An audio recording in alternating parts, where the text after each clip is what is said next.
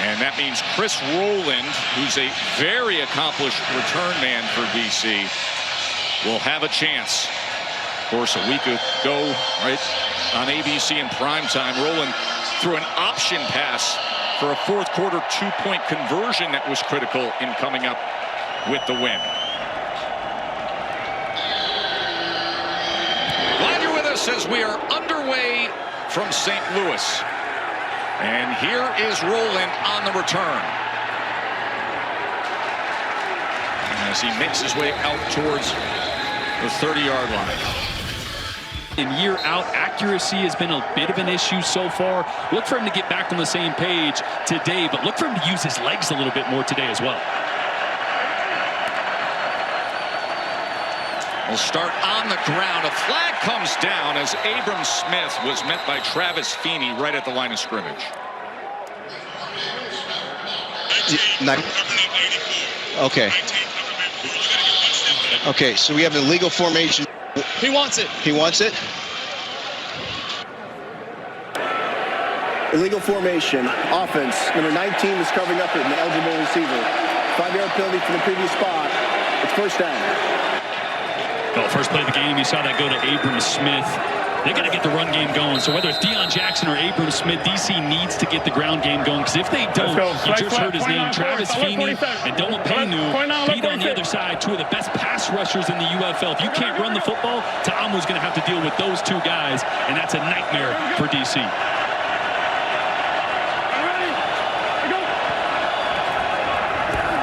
Here's Smith, as he gets a gain of about 3 yards there. And a flag comes down again. Banks heads up. He wants it. 99.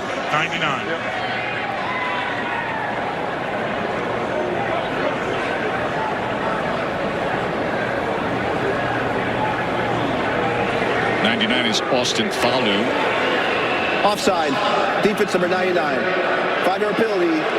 It's first down.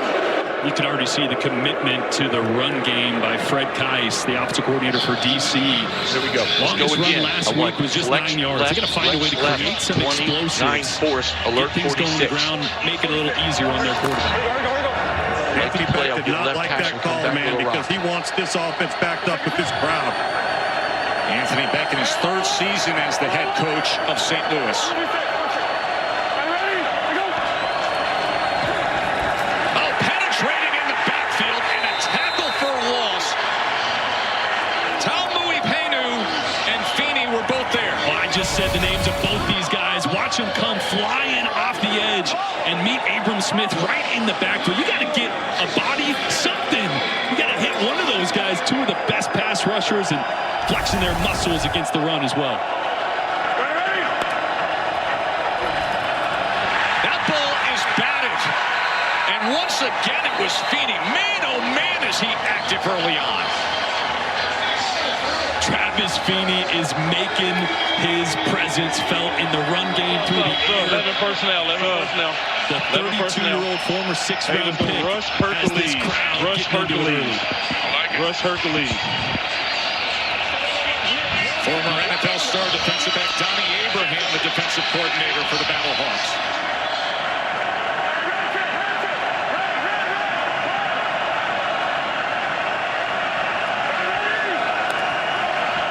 Third down and 13. Ta'amu goes over the middle. It's going to be well short of the line to gain as he connects with Briley Moore, and Cameron Kelly made the tackle.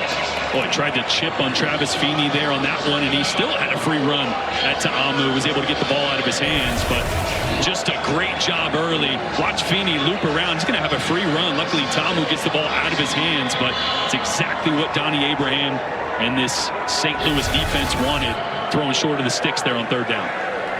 Former Tennessee Vol Paxton Brooks punts it away to former Ole Miss Rebel Shakur Pearson as the return man for St. Louis. Pearson driven back to the 16-yard line, and the coverage is able to wrap him up near the 21-yard line. A week ago, Manny Wilkins was the player of the week with their win over San Antonio and did good work on the ground with his legs. Yeah, he's just been so efficient and so accurate, completing 75% of his balls through the air. And like you said, making plays with his legs is what separates him as a quarterback in this league. Reminds me a little bit of Patrick Mahomes, the creativity he gets off schedule, outside the pocket. That's what DC is going to have to deal with. Might have to put a spy on him, especially on third downs. He creates too much damage with his legs. Meanwhile, you could make a strong argument that number 15 standing right next to him in the offensive backfield could have been the player of the week in the league. He had 3 touchdowns to Jacob Sailors. 15 zap smack.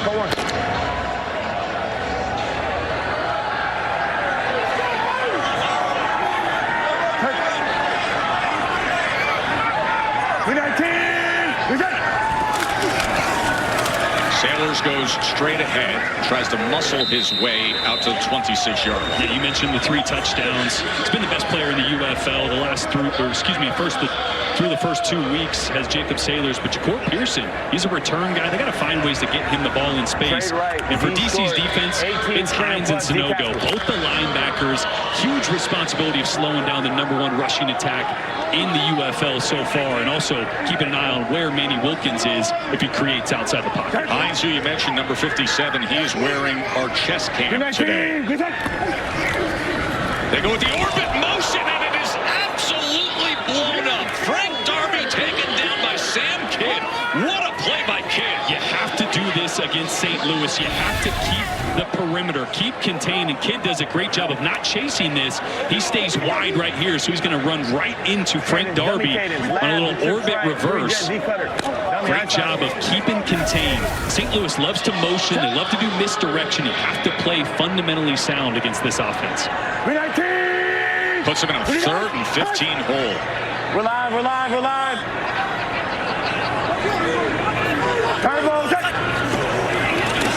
Wilkins.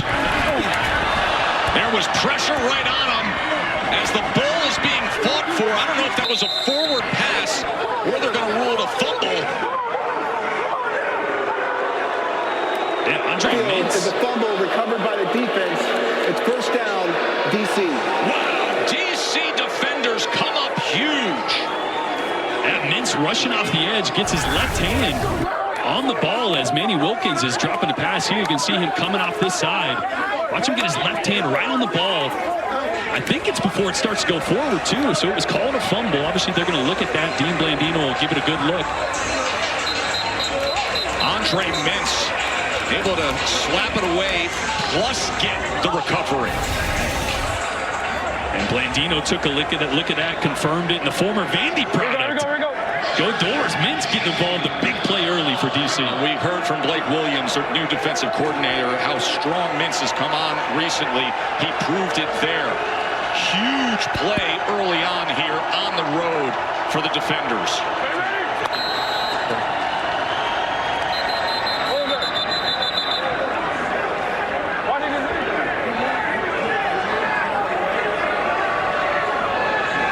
This has been a frustration for this DC offense. They want to go snap was fast. made prior to the ready to play. We'll replay the downs, first down. Offensive coordinator Fred Keyes has kind of complained, man, these refs just hold us. We're trying to go. Nobody's subbing. But this is the area of the field that this offense has to convert touchdowns. 29% touchdown percentage in the red zone this That is season. not a winning formula. Too many field goals, too many stalled drives. It really came down to their inability to run the football down here inside the 20. Sprint right for Tomo, looking to throw back, and he does so late, and that was dangerous. It just wasn't there, as Briley Moore was the intended target on the tight end throwback screen. And linebacker Carson Wells right here, number 26, does a great job of getting up in the passing lane, retreating, trying to do a little throwback screen to Moore McKinley, like you mentioned. That's one that Tomo just got to throw in the feet of his tight end. That was almost an interception. Mistake you can't make in the red zone when you've been struggling down here. Quinterio Cole was breaking on that ball, nearly had a chance at it. 2nd down and 10. To Amu, to the end zone, and that ball is overthrown and incomplete, looking for 5'8" Chris Rowland. Rowland gets caught up a little bit at the top of his drop. This is an area where I'm surprised they don't use Jordan Ta'amu's legs a little bit more, right? Fred Kai's the offensive coordinator, protected him a little bit last year. He was banged up a lot, but he's a really good runner. At Ole Miss, he was a great runner in the SEC. You'd love to see him use his legs down here, but now on 3rd and 10, it's a passing situation, so we got the look we want. You're wide. Good coverage by Lucas Dennis on that last play. Now a 3rd down and 10. This after the fumble recovery by DC. Wide open in the end zone, but again off target, looking for Rowland.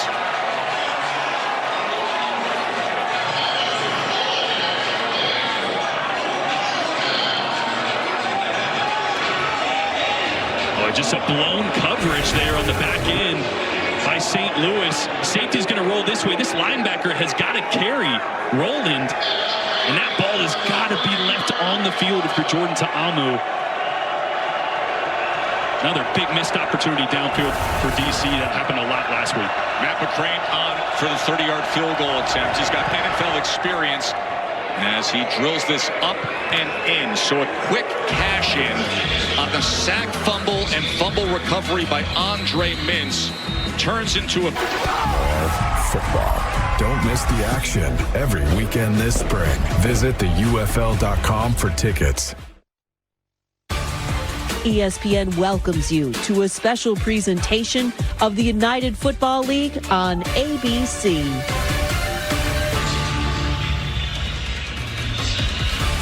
The UFL is brought to you by Progressive. Protect your auto, home, and business today at Progressive.com. Cacao, you hear it everywhere in town. This is one of the great fan bases in pro spring football. We're at the Dome at America's Center. Joe Tessitore and Jordan Rogers with you. Eric McClain, Tom Lugenbild, our field analyst. Aaron Dolan, our betting analyst today for what is a very good early season matchup. The two unbeatens here as we wrap up week 3. The DC Defenders with a field goal lead against the St. Louis Battlehawks.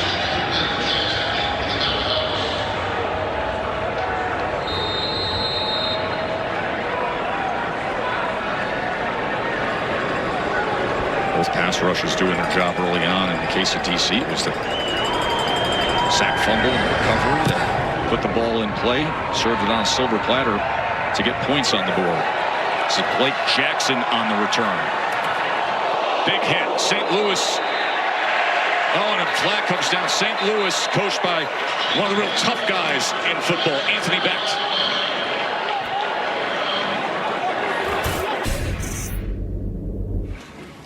You guys already know how I feel about this game. All right, I meant what I said. Honestly, fellas, I'm looking for a 4-quarter massacre. Defense, number 4 and number 10 need to be tackled every play. Don't give them an inch. When you walk out of this tunnel and you put your helmet on, you better get dark place. Wherever you've been in your life that's dark, whatever energy you use in effort to get out of it, bring it on the field today. And Anthony Becht, who was a first-round draft pick, played in the NFL. He's got that Iron Man toughness and reliability. He played in 152 consecutive NFL games. If that don't get you jacked up, ready to strap it up out of your master's slumber on a Sunday, I don't know what will. They picked up the flag. It's called face mask on the field. So it's first down for St. Louis at the 24-yard line. Sailors can't find much at all. All right, let's bring in Aaron Dolan. Aaron, listen, St. Louis has a distinct home field advantage that not many have with this crowd here. That they do, and they were laying 6.5 points when this line closed. They're currently laying 2.5 points, and that total has come down just a point to the current line of 38.5. But I do want to mention Jordan Ta'amu. He currently has the highest passing yards prop closing at 190.5, and it's not surprising to see Rollins currently the most bet on player to go over his receiving yards prop. That was a 24.5, and it closed at 35.5. He's already been targeted 3 times. Of course, had a chance at a touchdown moments ago. It was overthrown. Oh, another big hit on Wilkins as that pass rush has been getting there. Ball came out, but it was recovered by Chase Allen. And again, it was Mintz. He is off to a dynamic start today. And here's what you can't do. You can't try to block Mintz with a tight end. That's got to be a double team or a left tackle. You got Chase Allen there working on one of the best pass rushers for DC. He's just not going to be able to hold up on a long developing play action pass. They're going to have to give that left side some help. Well, he is wrecking this first quarter early on for St. Louis as DC's best pass rusher is showing up. 3rd down and 23 because of it as they set up the screen. And Sailors just wraps around the corner. Will you look at that? Just trying to make the most of it. And on 3rd and 23, he gets it all the way out to the 28-yard line where the punt team will jog onto the field. Boy, that was like an and one mixtape. DeAndre Baker just got crossed up, the former first-round draft pick. Luckily, didn't convert to a first down, but he's known for his coverage skills. He's a guy that can come up and tackle as well. That time just got put in a blender by Jacob Sailors. What a great start for this DC defense, though. Obviously, Greg Williams, defensive coordinator, stepped down, taking a job at Tennessee State. His son, Blake Williams, taking over the defensive coordinator responsibilities. They're playing energized early. Sterling Hoffrichter played his college ball at Syracuse on to punt away. And they're going to blow this dead before the snap. Timeout before the snap. Timeout, St. Louis. That's their first of the half. It'll be 30 seconds in length.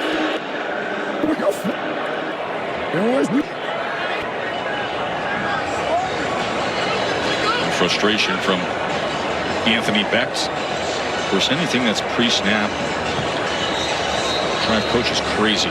Tom?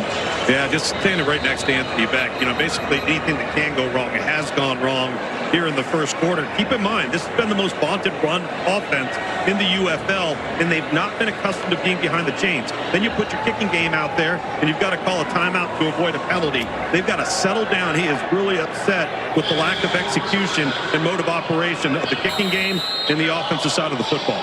Yeah, this DC defense is kind of built to stop the run. They're going to stack the line of scrimmage, 10 guys within 4 or 5 yards, especially on early downs. We'll see next time St. Louis gets the ball what their answer for that is.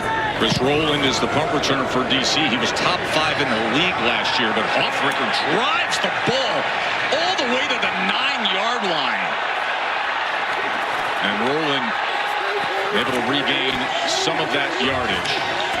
All right, Jordan, this DC Defenders team is 2-0 on the year, and it's pretty impressive how they've done it. And of course, they have a pretty good backfield in Ta'amu and Smith, but they started in the training camp preseason with a coaching change, and Shannon Harris has settled this team in. They came up with a win against the reigning champs, and then we saw them a week ago at home with fourth quarter rally against Memphis. Yeah, true sign of a good team is winning games when you're not at your best. And that was really the first 2 weeks for DC. Some ugly football on both sides of the ball, but this defense has really held them together. And the missing piece has been that run game. Abram Smith obviously tore his ACL last year in camp, took all of last year off, shaking some rust off. They got to get number 4 going for this offense.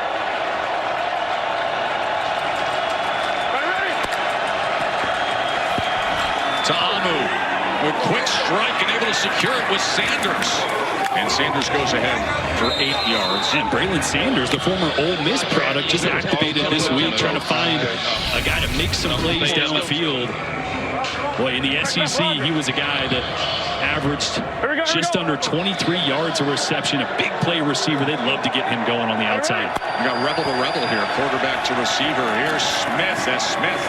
We're going to get hat leverage there, and it's going to be, I think, 3rd down and maybe the length of a football. No, too tight. No, sorry. Let's go in and Big. Rhino. They got 3 tight. They're going 29 lead. 29 lead.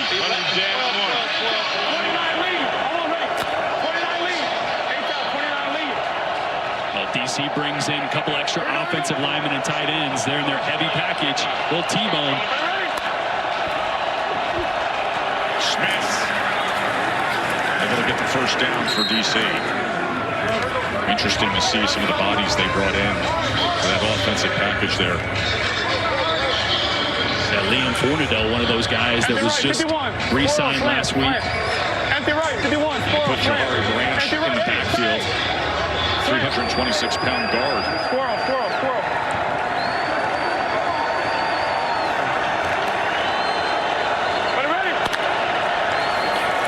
Ta'amu going to take a shot downfield, and a good effort going up for it for Powell, but it's incomplete as he was covered by Peyton Jones. And kind of the story of last week as well, just a little bit off on all these throws downfield. Chris Cornell Powell right here, number 14. He's a guy they got to get going. Had 5 targets last week, didn't have a reception. Former Clemson product, won 2 national championships there, won 2 Super Bowls in the NFL. Would love to get 14 going. Yeah, played 5 years for Dabo Swinney, 5 ACC titles, a couple CFP natties. Play action on 2nd and 10. Chance for a strike downfield and right into the hands of Scott. Ty Scott, touchdown defenders. A 62-yard touchdown reception. But watch how the play action really affects the free safety here. He's going to come down just a second, and then he's going to be late getting over the top of that deep post by Ty Scott. Great job of recognition there by Jordan Ta'amu. As soon as he gets that play action, got to flip around, find the free safety. If he's low, let that thing rip. And what has been a disjointed passing attack downfield, that one right on the money. Remember, he missed all of those last week. Would have been touchdowns as well. Underthrew them all last week. Yep. Ortho home defense conversion attempt. As the slant comes up short on the 2-point attempt.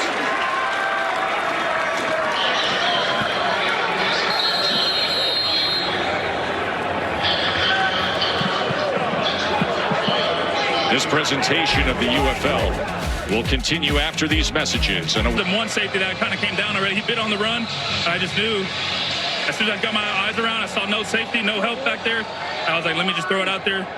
And then Ty made a great catch and great run to score. O-line did a great job protecting the ball, like I said, protecting me. In the pocket, I had to trust him, and I just had to let it loose. And that's a beautiful thing. Ty, what are you thinking when that ball's flying through the air? Catching it, go score a touchdown. Who was that for?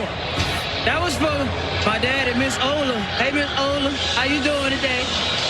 Miss Ola, we're checking in on you. We love you. It's a good way to get a shout out with a 62-yard touchdown. It's Gary Jennings on the return for St. Louis as he is forced out of bounds just beyond the 20-yard line.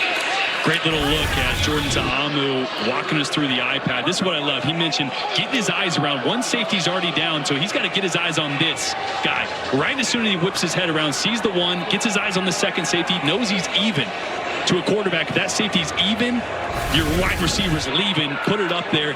And again, first time in the last couple of weeks we've seen Jordan Ta'amu put that ball on the money. Not try to place it, not baby it. Those were those underthrows last week. This time, confidence, let it rip, and it was right on the money.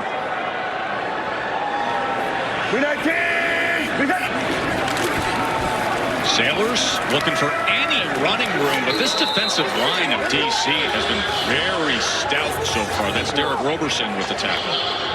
Yeah, this defensive front is really, really good for DC. They've kind of anchored this defense so far. The secondary's always been super talented. No push so far from St. Louis.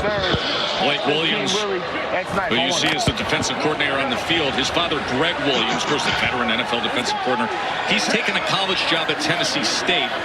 So he stepped aside this week, and Blake, who's been on the staff, calls the defense, works very closely with the staff throughout the entire process, takes over the duties. And again, look at Wilkins just trying to survive, and finally is brought down by Roberson.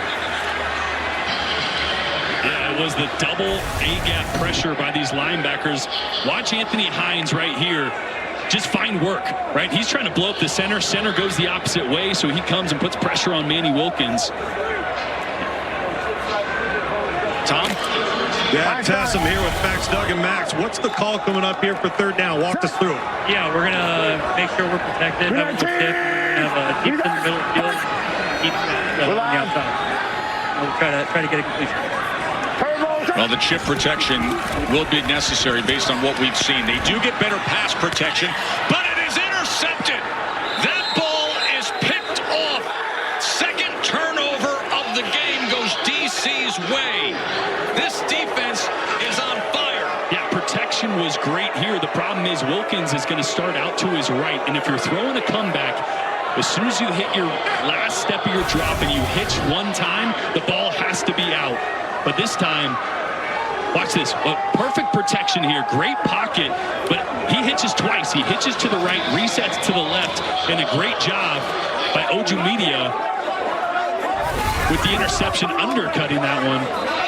Michael Ojumedia comes up with the interception. It's one of those. Well, they have come to play defensively, haven't they? 5 tackles for loss, an interception, a fumble recovery, and 2 sacks already.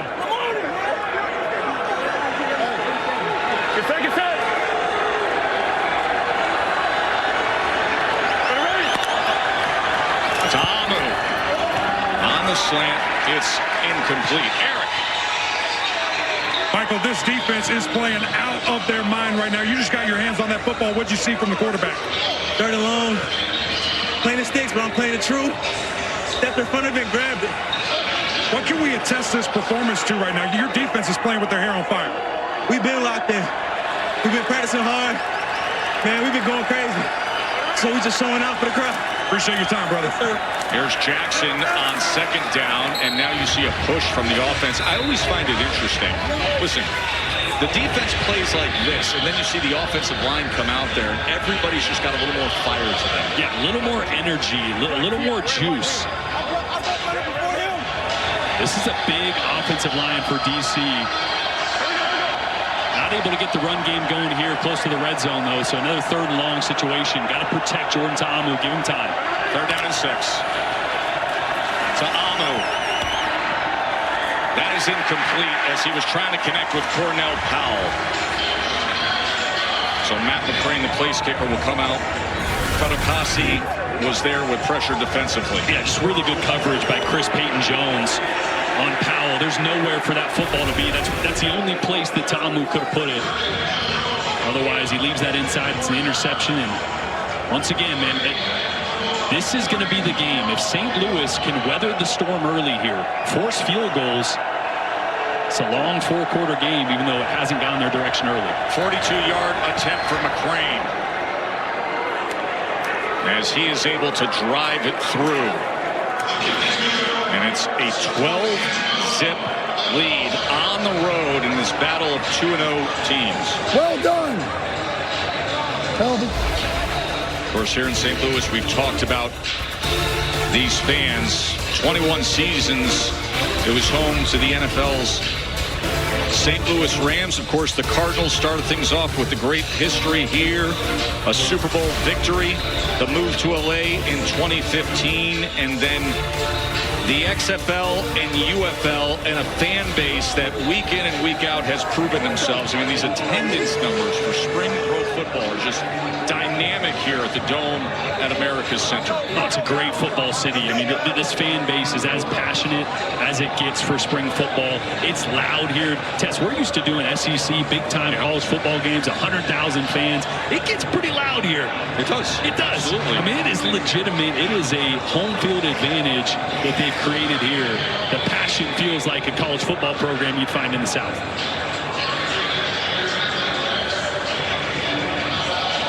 And they just make a party of it, too. We were talking, Tom Luganville made the comment the other day, it's almost like Halloween costumes every single week when you come to a Battlehawks game. But right now, they're going to need to rally some support for the home team. Very talented roster. But they are in a hole early on after 2 turnovers and then the big strike. Let's check in with our betting analyst, Aaron Dolan. Aaron, you got a road dog with a 12-zip lead. That's right, and that's moved the spread in favor of them by 14 points. This is a 14-point swing so far to start this game. In St. Louis, they have only allowed, so far to start the season, just 3 points in the first half alone. But this is the most points they've allowed in the first quarter in this season as well as last season. We're also seeing the total uptick a little bit to 42.5. Let's go. go, let's go, let's go. which is very uncommon in what we've seen in the UFL early on this season. Right Fox. Okay, we got fake 13 counter, X tractor right on 1. Scatter, scatter, scatter. Move, move.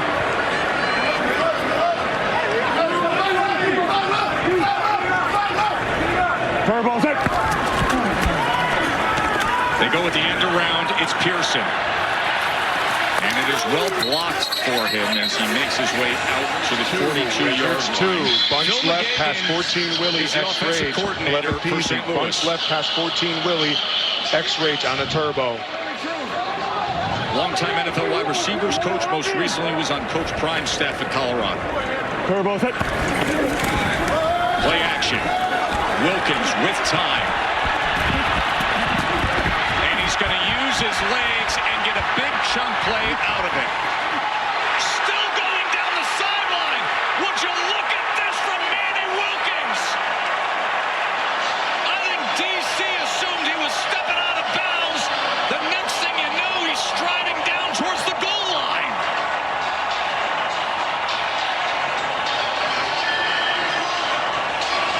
A 58-yard rushing touchdown by Manny Wilkins. And this was the difference with this offense.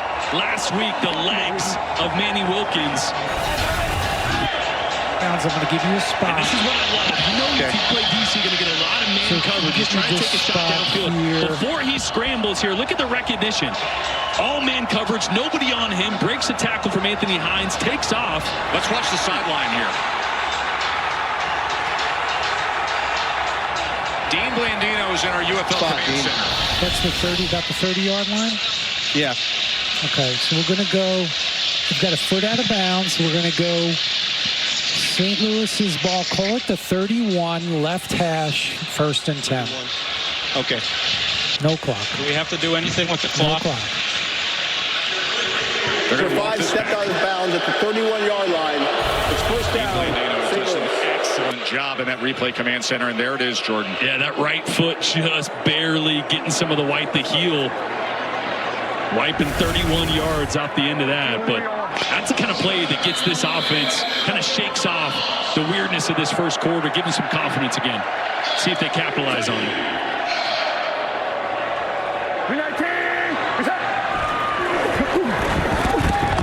And this time he's stacked up right at the line of scrimmage.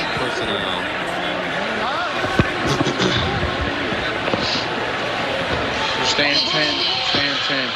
Bear Mike to lurk, bear Mike to lurk, bear Mike to lurk, bear Mike to lurk, bear Mike to lurk, bear Mike to lurk.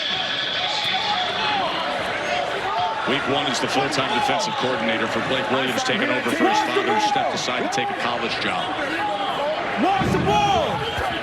Blake himself has NFL experience as a defensive coordinator and a longtime NFL assistant coach. And that is the end of the first quarter. It was all DC.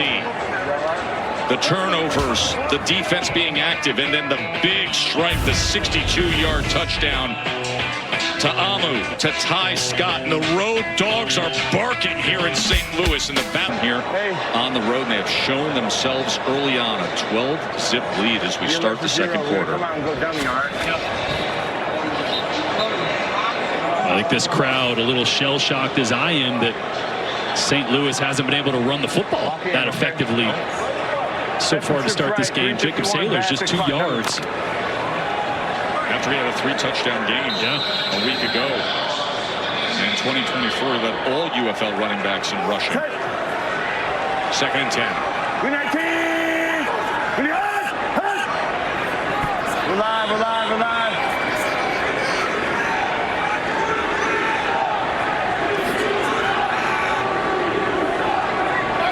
Turbo.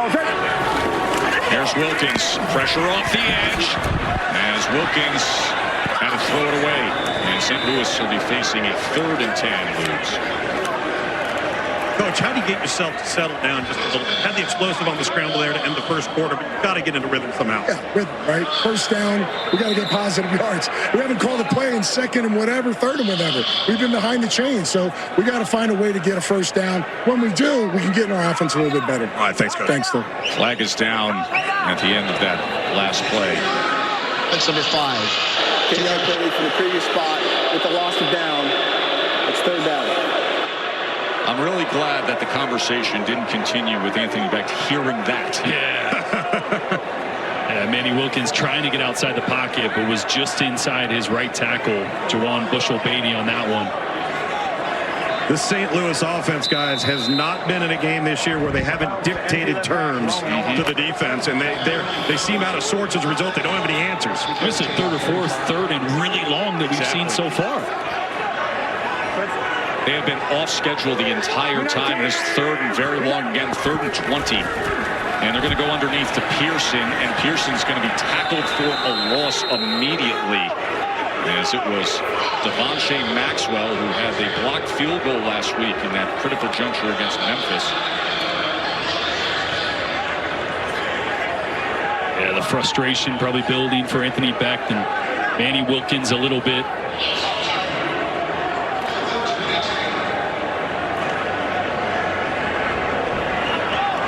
Hofrichter comes on, just looking to pin DC.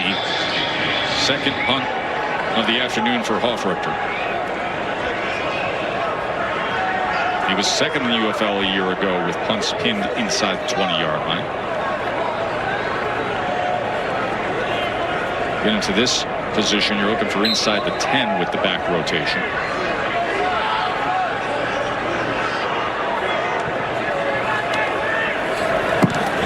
That's where he does nose down. Fair catch is going to be just at around the 12-yard line for DC. Coming up at halftime, there's going to be a very special announcement by the UFL, so stick around for that. That's the guy that needs to change the score by halftime. Manny Wilkins, he's been under pressure. He's been in third and forevers. And meanwhile, on the other side, a lot of momentum for DC as we listen in to Anthony Becht for a moment.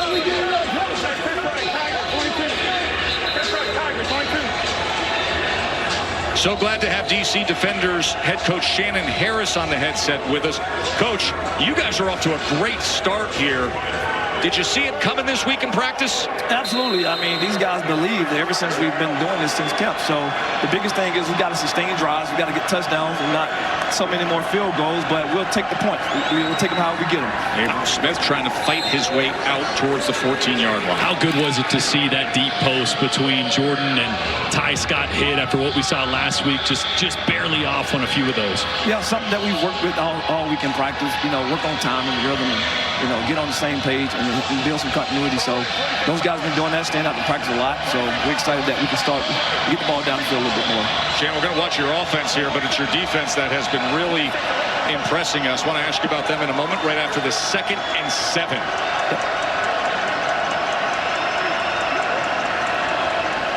Abram Smith again bottled up. Your defense in that first quarter, 5 tackles for loss, the interception, the fumble recovery, the 2 sacks. Yeah, those guys playing lights out. They've been doing this, you know, the first 2 games, and they're continuing to do it right now. Blake has done a good job in the staff, and so we're excited for what they're doing and looking forward to these guys to continue to do it. But we got to make sure offensively we're sustaining it and not putting them on the field as much. As you like to say, the terror must be maintained. All right, thank you, Shannon. We'll check in with you later on. 3rd down and 8.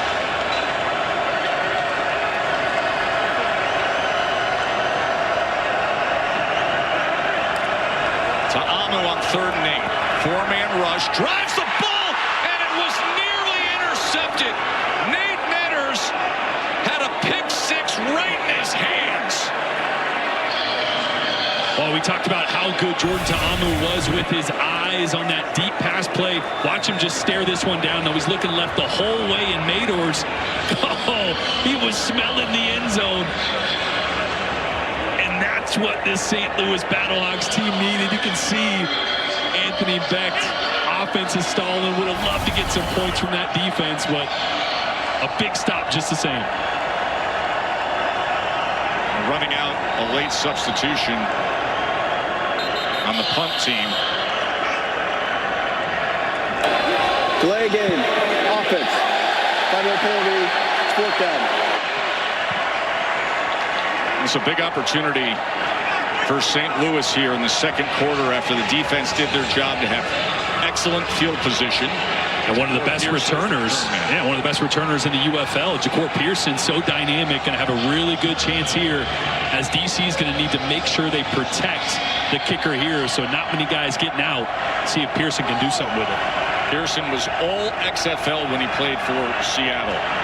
Paxton Brooks, the long leg 6'5" punter from his own end zone. Going to try to put this outside the numbers, but it gets right on the numbers for Pearson, who then reverses field. And again, as the coverage unit meets him at midfield, and flags come in as the helmet comes off of Pearson. Got his forward progress at midfield. 3 flags. All right. What do we have here? During the return, personal foul, face mask, kicking team number 88. Number 88? Yes. All right, 15 End of the run. I got it. I got his forward progress at the 50. During the return, personal foul, face mask, kicking team number 88. 15-yard penalty from the end of the run. It's first down, St. Louis. Now the Dome is starting to roar. St. Louis is going to have great field position to try to break through onto the scoreboard. This presentation of the UFL.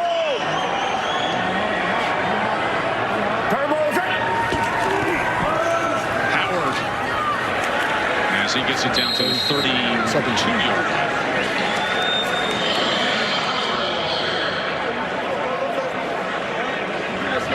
Chucky by his own. Chucky. Dance to Trey right. Z short. Pass 15, Willie solid. Z insert, X-ray, on 1. Defensive coordinator is Blake Williams. Offensive coordinator is Phil McGagan. 2nd and 7.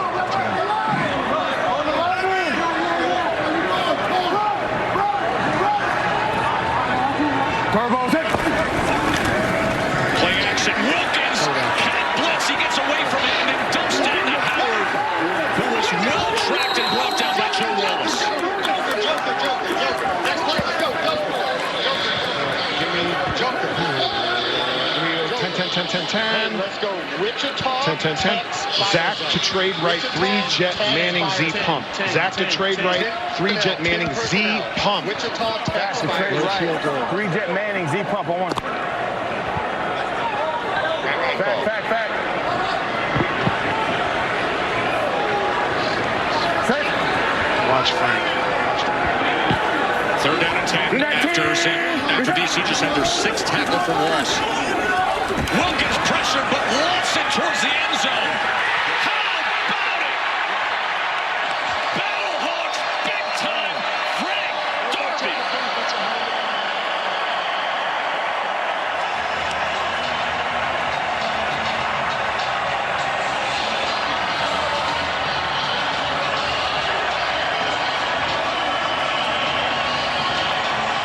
Well, you heard the Z pump. That was that double move, but watch the block by Jarvion Howard. Just going to get a little piece, just a piece of the blitzing linebacker there.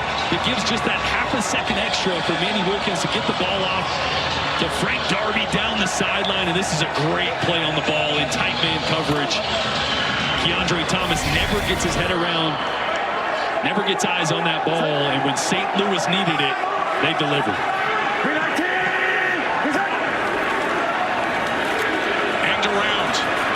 Goes absolutely nowhere as Blake Jackson was bottled up by Malik Fisher. 12-6 after that touchdown.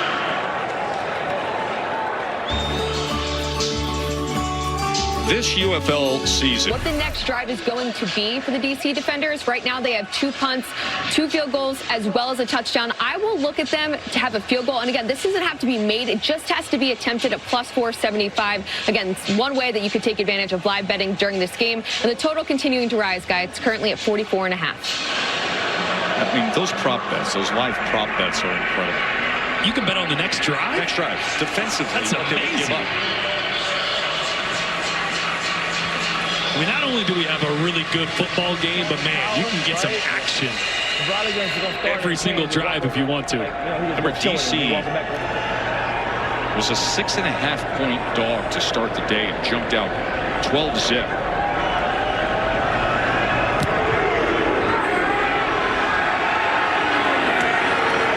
There's Rowland on the return. There's Rowland looking for a seam. The flags come down as Rowland makes his way to the 26-yard line. Boogs? Well, here I am on the iPad here with Manny Wilkins taking a look at this touchdown. What'd you see pre-snap? What led you to the outside on the go route? Yeah, pretty much we just got motion over to see what the coverage is. I can tell now they're probably zoning it out. At the snap, you kind of see they kind of busted their coverage a little bit. I understood at this point. I knew I had a one-on-one outside with this dagger pump. I trust my guy out there too, Frank. He's a really good player. He's really good at tracking the deep ball, and really it's just my job now once he sells his route to give him a chance, 50-50 ball, make him make a play, and you know he did what he had to do. Great stuff. Thanks for taking us through it, man. Appreciate it. You know, Jordan, we were talking about it. It is a game of inches. If there's even maybe a half a second later, that pass rush is getting there. Yeah, Jarvian Howard, the running back, had just a chip of mints, and if he doesn't do that, that ball doesn't get off and you don't have a touchdown. Smith is tackled for a loss, and it's Travis Feeney again. And now there's a lot of momentum in this building with St. Louis. I love watching Travis Feeney, man. 32 years old. He's one of the oldest guys in the UFL. A lot of these guys playing here wanting to get back to the NFL, man. He just loves playing football, but there is a lot still left in the tank. He's been all over the place tonight. Here's a look with chest cam that Abram Smith is wearing as Feeney, the former Pittsburgh Steelers draft pick, takes him down for a loss. That's a 2nd and 14 now. To Amu to the outside as he goes to Ty Scott. Ty Scott, who had the 62-yard touchdown earlier. Boy, if you would have told me before this game started that we'd be halfway through the second quarter, DC be up 12-6, I think, man, they must be running the football really well. We both said it earlier today. We said it would probably be Abram Smith really dominating things. And instead, just 3 rushing yards so far for DC. It's been Jordan Ta'amu in this passing attack that's getting it done. First down after the completion, and here is Abram Smith. That's the thing, though. That's all you need, right? Your goal on first down as an offense is to get 4 yards, right? And then on second down, you want to get half of that. You want to get yourself in 3rd and short. So this is staying ahead of the sticks. Anytime you hear a coach or a player say that, getting 4 yards on first down. So on second down, you can call a run, you can call a pass. You make the defense guess and put yourself in a better situation. 2nd and 6 to Amu. Oh! Jumping the slant was Cameron Kelly. Cameron Kelly with an outstanding play.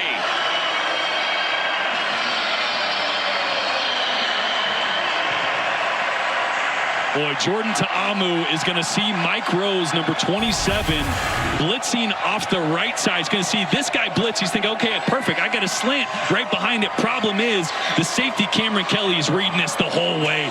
It's a great job jumping right in front of that. Sitting right behind the blitz. Textbook from this St. Louis defense.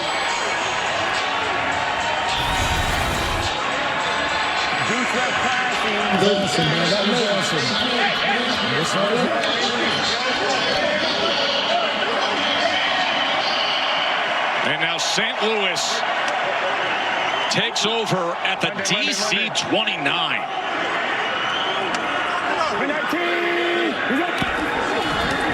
Pitch, reverse, flea flicker, pressure, so they've got to go back to Pearson, and it's incomplete.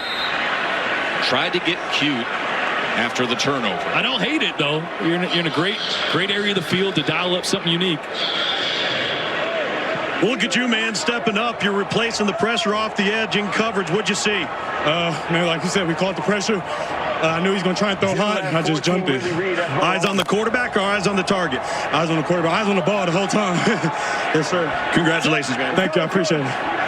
Cameron Kelly with the interception. Now what do they do with it? As that was broken up as they tried to get it out to space to Pearson very quickly, but Keandre Thomas was right on it.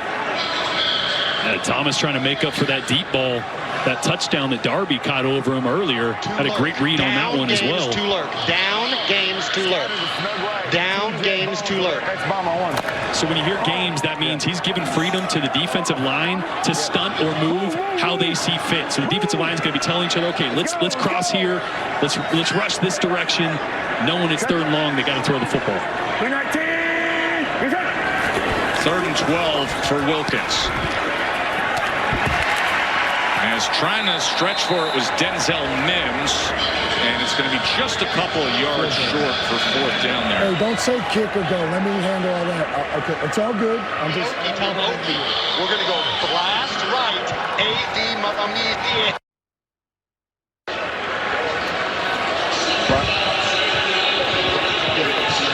Rodrigo Blankenship, who was the Lou Groza Award winner after his amazing career at Georgia and then went on to play in the NFL, coming on for a 40-yard attempt. He is a fan favorite here, as they say, respect the specs.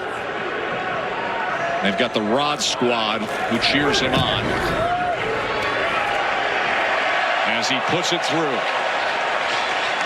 And with that, it's just a field goal margin. What a great career for Rodrigo Blankenship when it comes to some of the biggest games in recent football, including that all-time thriller in the Rose Bowl. The overtime against Oklahoma, or how about a game winner for the Colts in the NFL? He has had many big moments.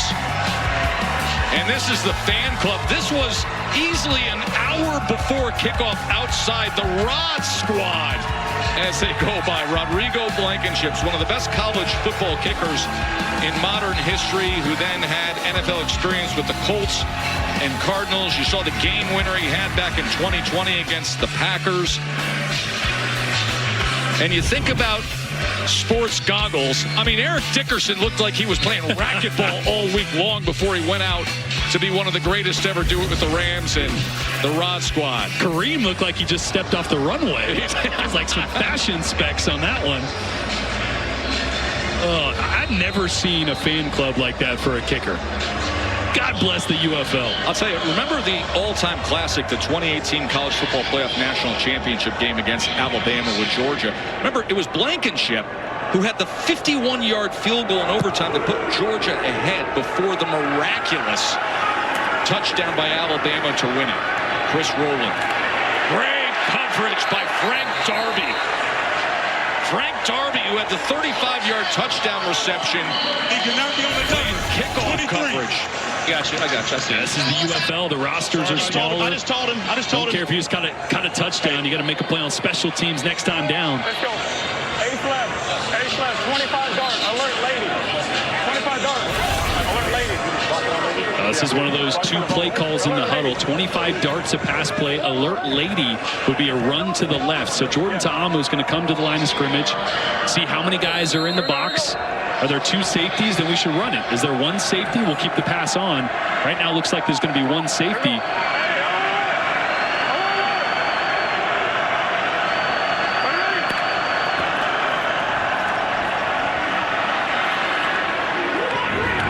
And that's a great job by Jordan Ta'amu. Didn't get fooled there. They dropped back that second safety. So great job checking to the run play.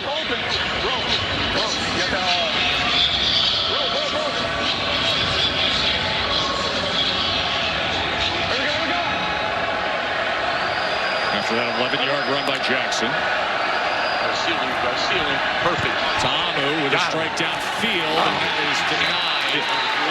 Now Sanders was the intended target, but Chris Payton-Jones breaks it up.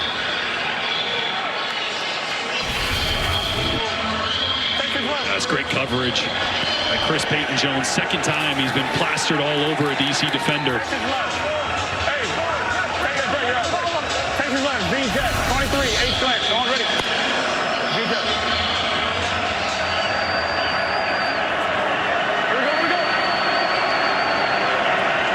A run pass option called here. Jackson can't find much there. As the extra push will get it just beyond the 40-yard line. That brings up 3rd down. Let's listen in. Think we can do a split Apache here? Empty left. 52, 3 under. Let's go split Apache pit. 51 peel uno. Split Apache pit. 51 peel uno. 52, 3 under. Empty left. 352, 3 under.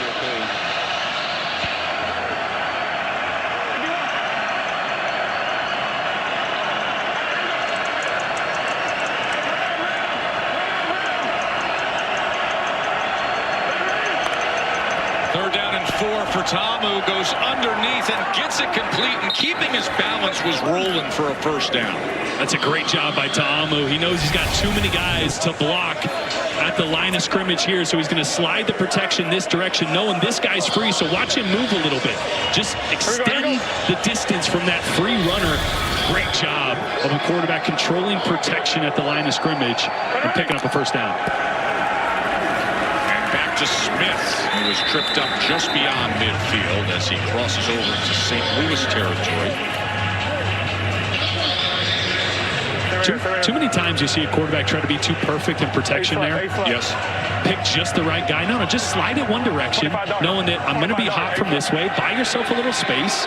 It's a really good, simple execution.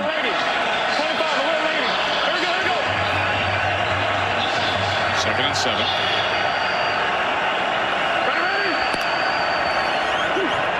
Smith, and this is much more of what they've been looking for today, and you see when he gets those shoulders down, he just moves the pile, and that moves the chains. Well, they're running behind Takeem Doss, 79, 380 pounds. You see her Durant, left tackle, 330 pounds, and boy, Abram Smith is really good, like you said, when he gets his shoulders going downhill and finishes forward. Here's Tamu on first down.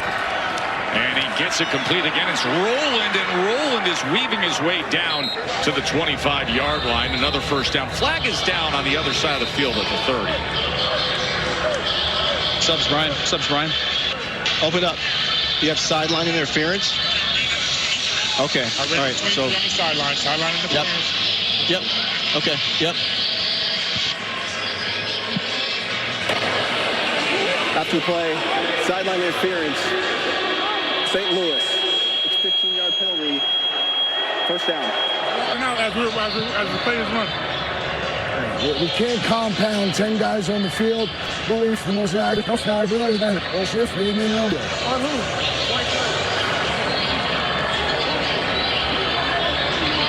frustration for Anthony Becht. The small things that you can manage and control. Eric. Here with quarterback Mike DeLillo. Mike, just kind of walk us through what's going on here as you guys are going in trying to get points. Yeah, right now we're bringing in our heavy package right now, our Rhino package. So I'm going to wait for a second till I get to play, and I'll let you know what's going on. You going to hand one of these guys the ball or throw it to him? No. Come on. I know, right? Let the big guy eat. Of course, we got a timeout. We're going to bring it back. We're going to bring it back. So they're going to keep us here. Just things that you've practiced. I mean, obviously, you've been with this offense. It's week 3. Just what are you looking at as the quarterback in this red zone? Some tips, some reminders. We got to trust our guys. You know, we got great playmakers on the outside. We got a great O-line up front. So we're going to have time. We just got to let our playmakers make plays. Put the ball in space and let them go eat. You know, that's kind of what we preached all week. We believe that our skill guys are better than their skill guys. So we just in space. One thing that I'm a big proponent of is the quarterback run. Is that in play here? Do you expect to see some of that? Yeah, we do have some quarterback run stuff in here, kind of in some inside zone read stuff based on man-to-man. But right now we got a almost like a scissors concept here. So we're going to get a post and a corner by 1 and 3, and then we're going to have a little out route by number 3. So we're going to see. I'm getting a lot of different play calls right now. We're trying to get personnel correct. Yeah, they got out of that Rhino package, so no extra offensive linemen in now. Couple tight ends. Actually, in a 13 personnel, 3 tight ends on the field. Concept by the tight end. They're going to run a little switch route, and then a little outlet by number 19. So let's see where he goes. Looks like man-to-man here. First and goal. To the end zone. Touchdown. Just like you draw it up. Yeah, that's awesome. Bradley Moore.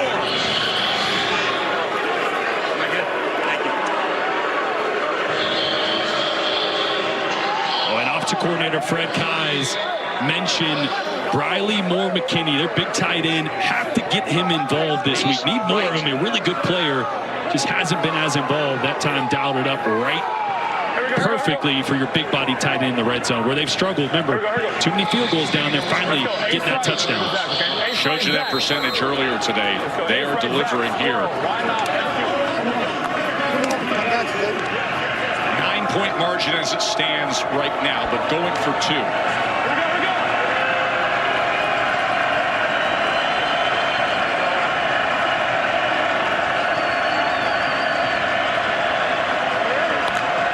Two-point attempts to Amu, and he throws it short and incomplete. Yeah, that scissors concept. So the inside tight end is going to run a corner, and that outside tight end, as long as that safety clears, you saw on the left side, Jordan Ta'amu just got to get his eyes on one safety. If he goes with that corner, he goes there, then that, yep, right there. And the post opens right up for your big body. Way to make a play, my guy. Yeah, I come here. Yeah.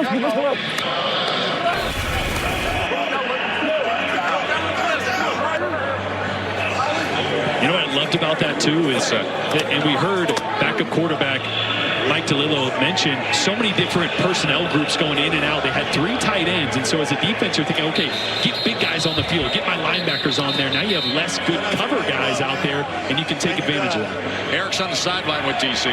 Jordan, that was obviously a massive response. You guys march right down the field, get into the end zone. What was happening on that drive? You know, we kind of preached that if a bad play happens, we got to turn around and forget about it. So our offense just did that, and we drove down the field. We had a good run game. O-line did a good job blocking. I saw man coverage down there, and I knew our big tight end was going to, catch that. What was the read going to him? I know it's man coverage, and you like your big tight end there. So yeah, he was my first guy.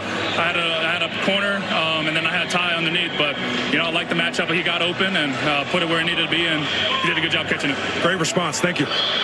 Jordan Ta'amu with 123 yards passing and 2 passing touchdowns in this first half.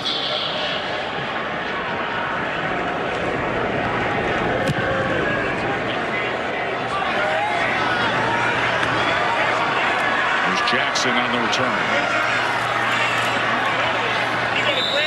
As he slices ahead to just over the 30-yard line. Yeah, one thing I love talking about Manny Wilkins, his time with Green Bay in 2019. I said, well, what'd you take from Aaron Rodgers? He said one of the main things was the game within the game. Never let the defense, never let the other team know if something's affecting you. Never get too high, never get too low. Always be confident. He's a guy that doesn't get rattled, but it sure would help out if Jacob Saylors, again, best player in the UFL through 2 weeks, could get going to help his quarterback out.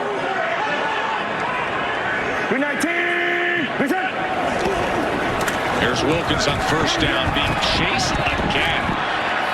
But he gets it to Saylors. Just freestyle a little bit there. And coming up with something big. And that's a first down for St. Louis as we come towards the 2-minute warning here at the Dome at the America's Center. I understand there's... So DC throws the challenge flag, and I think based on extending the play, it could be that they feel there was an offensive lineman downfield. Clearly downfield on the screen. Now, if they're going to see it, I shouldn't have to challenge that because that's obvious lineman downfield. He's challenging the offensive lineman number 61 in another one. Yes. So it's first down. Saylors will go ahead for a gain of 2. Maxwell and Hines combining for the tackle. 3J. Hey. Ohio. Hey, nice. Jet falls. Turbo. Wilkins on second down. He wants all of it, but just beyond Ja'Cour Pearson. Boy, inches away from a massive play to Ja'Cour Pearson. Wilkins going to do a good job of looking off the field safety. And a foot too long to Pearson. That's a small target. He's only about 5'7" running downfield. Got to be perfect when you're targeting number 1. 40, 50 yards downfield. And do we have Ole Miss players everywhere in this game? Oh, yeah. Third down for Wilkins. He's going to try to run for it. And he is taken down. A flag comes down at the end of the play. Gardner made the tackle. Wilkins didn't slide. He was going for that line to gain, and he was all right. Well, hold up. Chris, what do you have? Okay. Okay. 99. All right. So after the play, you have a late hit by number 98 of the defense. 15 yards from the end of the run on that first down. After the play, personal foul, late hit, defense number 99, 15-yard penalty from the end of the run, automatic first down.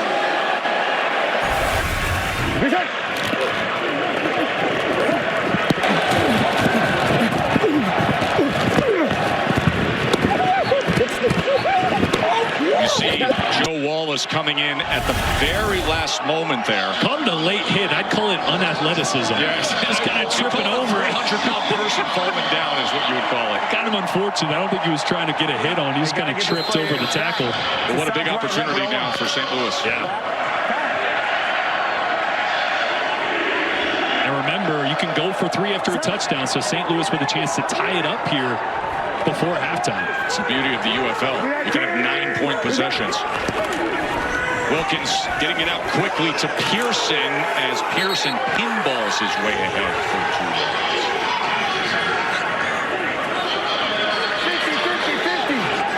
2 timeouts remain for St. Louis. Tom, 53 balls, Tom. Wilkins, another quick strike, but it's incomplete as Gary Jennings was covered by DeAndre Baker, the former NFL first-round draft pick. And the St. Louis crowd thinks Baker got there a little early. That's just slant on the outside. Baker, ooh. I think he might have got there just a hair early.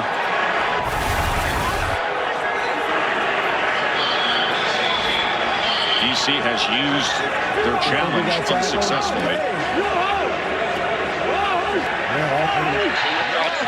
Tell Bryce to back up a little bit. He's challenging that with back time.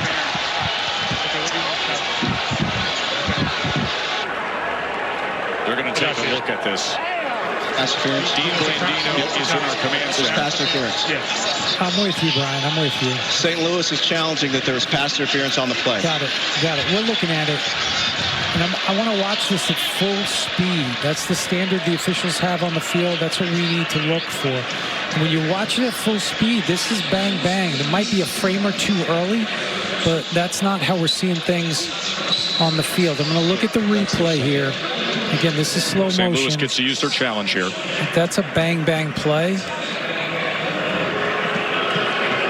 Not enough here. I want to see that clear contact before the ball arrives. Bang, bang play. Brian, no pass interference. St. Louis loses the challenge, and they lose the timeout. So both teams have now lost their challenge. There is no pass interference on the play. St. Louis has charged their second timeout, and they will have no challenges for the remainder of the game. It's third down.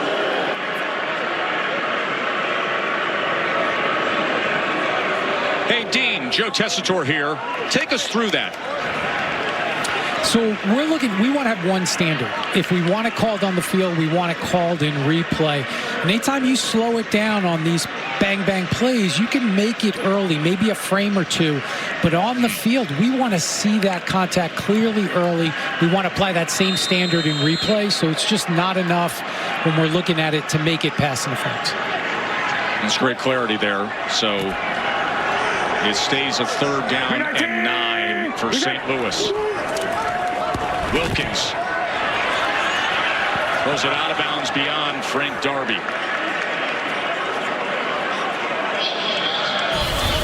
There's a great look at it. Real speed here. What Dean was talking about is what the officials were seeing down on the field. Basically what he's saying is, listen, we can't get into like forensic study of replay. Because you could slow it down frame by frame with these great cameras we have and say, oh, he touched him a quarter of a second early, but wants to maintain what the refs are seeing and how they're seeing it on the field. Great explanation by Dean. The Rod squad on to cheer on Blankenship again, as this time Blankenship from 47 yards out. And he puts it through, and that closes it to a 6-point margin.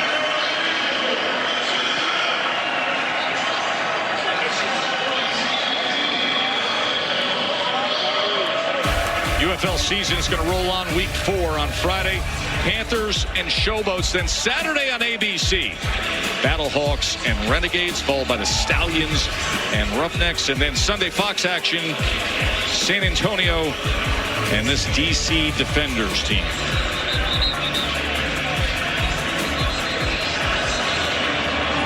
Reminder that coming up at the half, the UFL is going to make a special announcement live on the field here in St. Louis. Outside to the Interesting field, to see some of the action this weekend. Roughnecks came up with an 18-17 win against Memphis. Memphis was rallying late and came up just short. Birmingham moved their mark to 2-1 with a 10-9 victory with more late fourth quarter drama. And then earlier today, we saw Michigan earn another victory this season. This is the game of the weekend here. The two teams that came in at 2-0, and DC behind their defense, behind the big strike downfield from Ta'amu with an 18-12 lead here on the road in what many would consider the toughest place to play on the road in the UFL.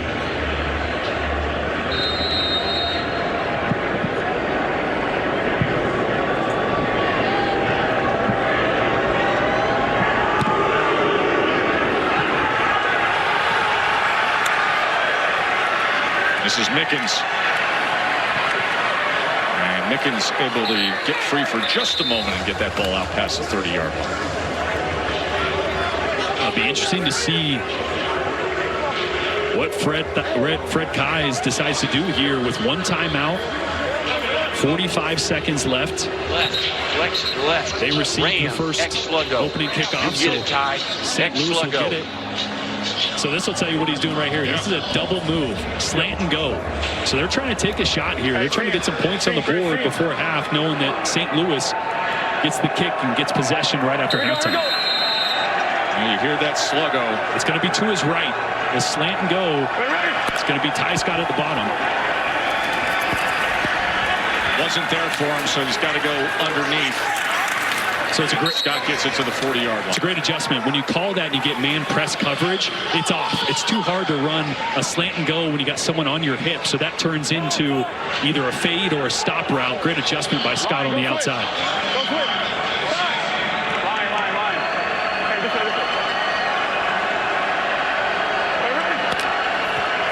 Second down. Oh, man, right in his face, and Ta'amu survives it. And then a little something extra between the O-line and D-line.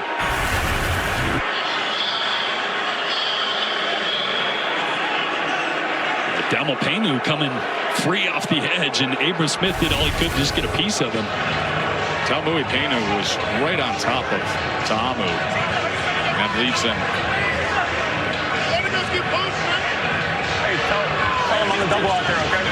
On the double. With just 11 seconds remaining before halftime. Did he just say all go? You would think you'd kind of just let the half go here, no risk of turnover. I think they might take a shot. Third down and 1. 11 seconds remain, and they are going to take a shot on the vertical route, and it's incomplete. And 6 seconds remain in this first half. That'll tell you just how DC feels this game is going to go. That every possession, every point matters.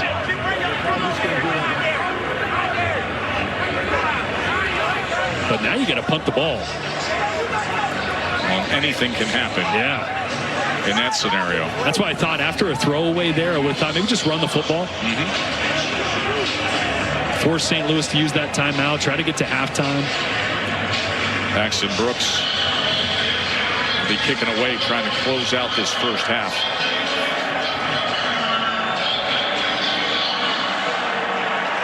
Just take 6 seconds off the clock.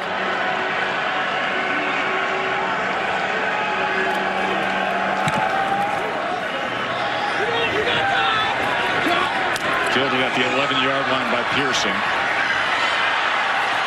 As he's taken down at the 20 and zeros across the board on that clock. What was a very entertaining first half. Luke's.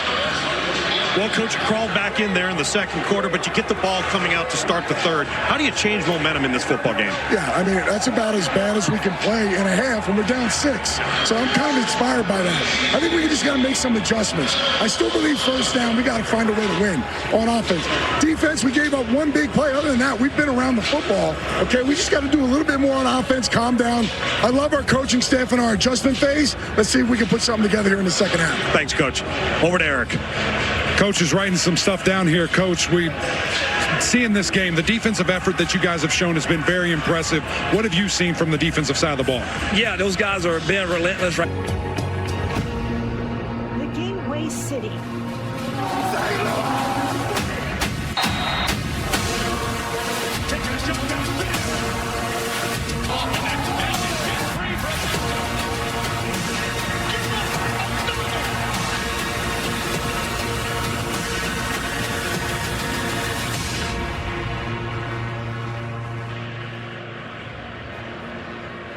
Ladies and gentlemen, please direct your attention to the 50-yard line and ESPN's Tom Luganbill for a special announcement from the UFL.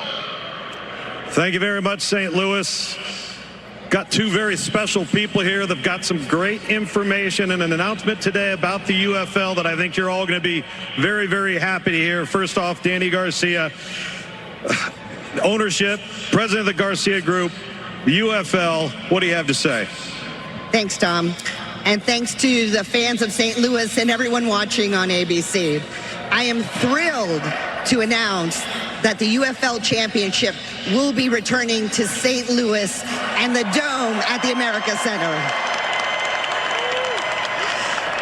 The 2025 UFL Championship, presented by Underdog, will occur on June 14th, Saturday, on our broadcast partners, ABC.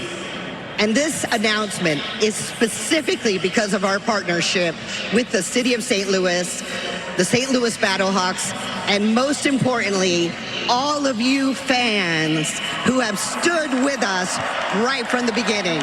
Thank you. Thank you, Danny. And now President and CEO of the UFL, Russ Brandon. Thank you, Tom. Thank you, Danny, for your incredible leadership. And thank you, St. Louis. It's because of all of you that we are returning here to this great city, this great state of Missouri. All of our season ticket holders, our corporate partners, thank you. Let's sell the Dome out on June 14th. Thank you.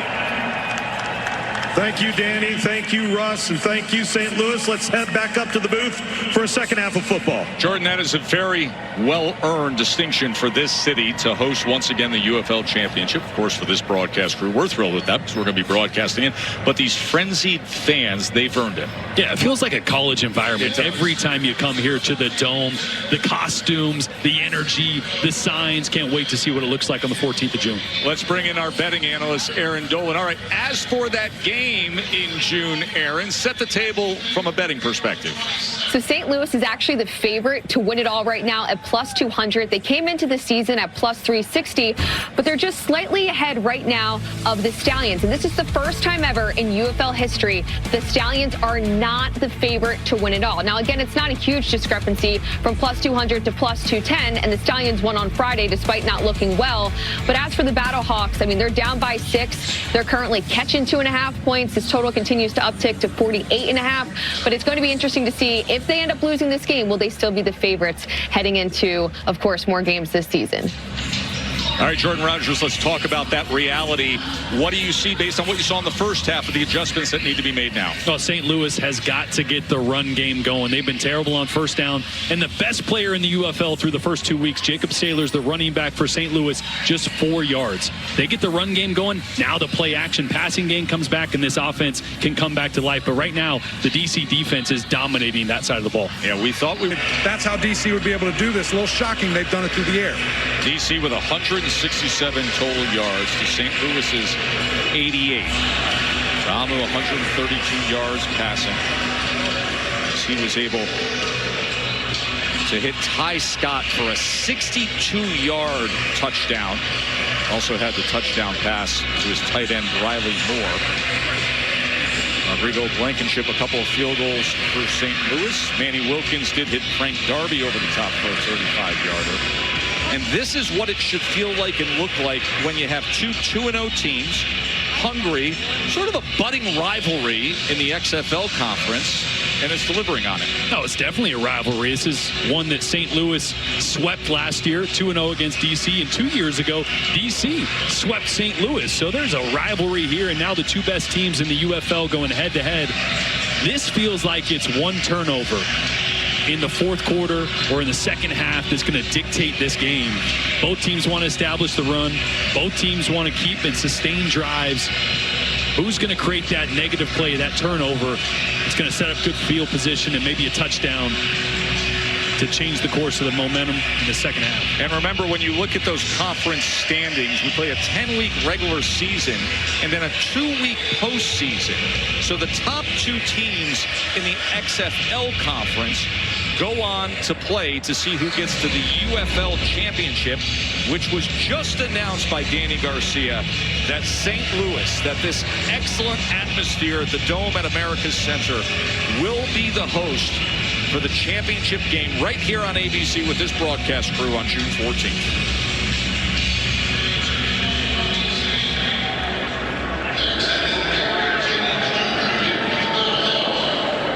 St. Louis will take possession to start this second half, trailing by 6 at home. This is Gary Jennings. Jennings trying to get to the outside. A flag comes down, so they may be walking this back, but we will check on that. Got a foul, right? Holding number 70 on the return team. Spotted the foul. 70. During the return, holding, receiving team number 70. 10-yard penalty from the spot of the foul. It's first down, St. Louis. Well, it just feels like this first down call is so important for Phil McGagan, offensive coordinator for St. Louis. We heard Anthony Beck, the head coach, mention multiple times we have to run the football better on first down to stay ahead of the sticks. Check. Flank right, 18 Springer plus Z slice heavy. Flank right, 18 Springer plus heavy, Z slice. 18 Springer plus heavy, Z slice on one. Jacob Saylor's their star running back. 4 rushing attempts for 4 yards. Hey, 78! Hey, Wilkins open up the second half with a pass, but he is pressured. That has been consistent all night long.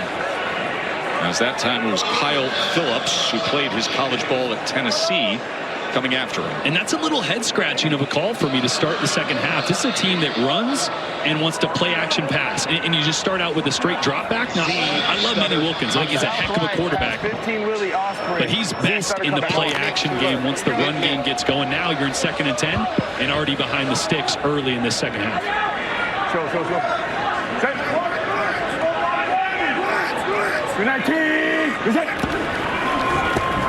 Play action.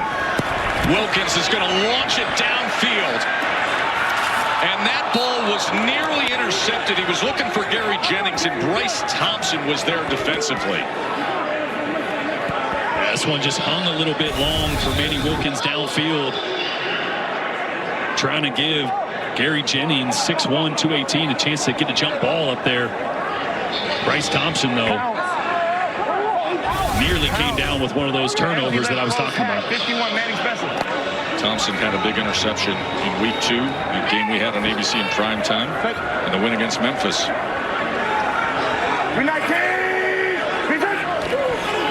3rd down and 10. Wilkins is going to get it into the hands of Pearson, and a flag comes down as Pearson spins his way past midfield.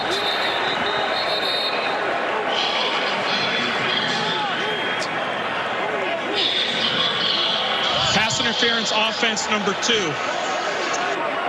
10 from the previous spot. It's 3rd down. Pass interference, offense number 2. 10-yard penalty for the previous spot. third down. Yeah, they're going to get Frank Darby there. Hey, they ran into each other. And that's what I saw. You heard Anthony Beck right there say they ran into each other. I thought it was just an incidental contact downfield, which gave Ja'Cour Pearson the green grass. Watch here at the top. Yeah, Darby's just trying to run an in-breaker, and I think Bryce Thompson is sitting right in front of him. It just has that look, though, because he's got the back turned, and then he goes down to the turf. And keep in mind, neither team has their challenge. Great point. They exhausted their challenges in the first half. So here we are again, a 3rd and 20. Wilkins from his own goal line. And he had to get rid of it. He was being tracked by Andre Mintz. I mean, Mintz has been all over the place. I mean, he's had probably the best game of anybody on that DC defense. They cannot block him. Experience with the Denver Broncos after his career at Vanderbilt. Wilkins just trying to buy time, find somebody downfield, but Mintz coming around third base to bring him down. They got to help out their left tackle, Jordan. Yeah. He's on an island, and he's not holding up. Offricker's going to be punting from halfway in his own end zone, as Roland's going to have a real chance to put them in good field position. This is a sky punt as he moonballs it to the 35. And Roland is met there as flags rain in from everywhere. Two flags. You got 26. Multiple flags. Right here. 26, blocking the back. What do we got here? You had it up at the big line, yep. Apply, where's the other one?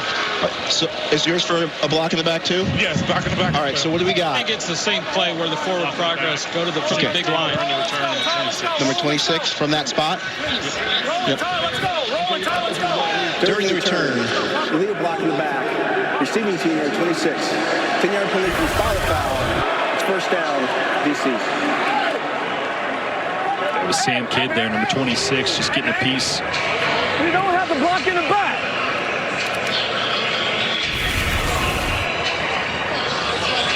Shannon Harris has done a great job since taking over this head coaching position. Great shot there of Seneca Wallace on the right, going back over. That pass to Ja'Cour Pearson with his quarterback Manny Wilkins, trying to make some corrections, get this offense back on track. Fakes the short pitch, and then Ta'amu is tackled immediately as he's brought down by Mike Rose. I mean, it's just such a good play by Rose. That was the first quarterback design run. We've talked about getting Jordan Ta'amu to use his legs and how dangerous he can be. Good blocking out in front, but Rose came from the backside, just knifed through that A-gap and blew it up in the backfield.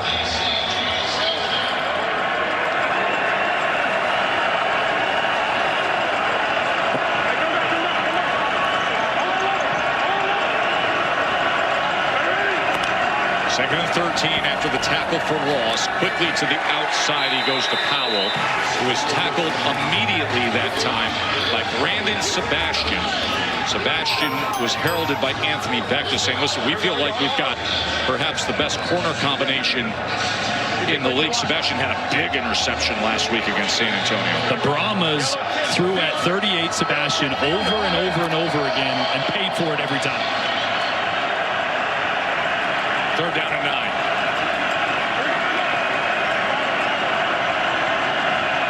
Get one-on-one blocks across the board. Watch Feeney here. So Amu on 3rd and 9, and he gets it complete for a first down just short of midfield to Ben Bresnahan, who scored the key fourth quarter go-ahead touchdown last week. Well, we just said Mike Rose blew up the last play. This time he's in coverage on Ben Bresnahan, and look at that throw. Threading the needle. That is a NFL caliber throw by Jordan Ta'amu there. Tight coverage by Rose. Well, your Vandy guys are playing well today. Bresnahan is up. Go Doors. Anchored down. And getting free is Abram Smith. Abram Smith. How did he get out of that? And makes the most of it for a first down, a 12-yard run. Good and short space. Well, that's a great job. We mentioned kind of the rust that Abram Smith has been knocking off after missing all of last year. Great read here. Stays on his feet, cut back. makes 2 or 3 guys miss. That's what they need. Sometimes the blocking's not going to be perfect. You just need your star running back to make something out of nothing. Just be better than the other guy, and he was there.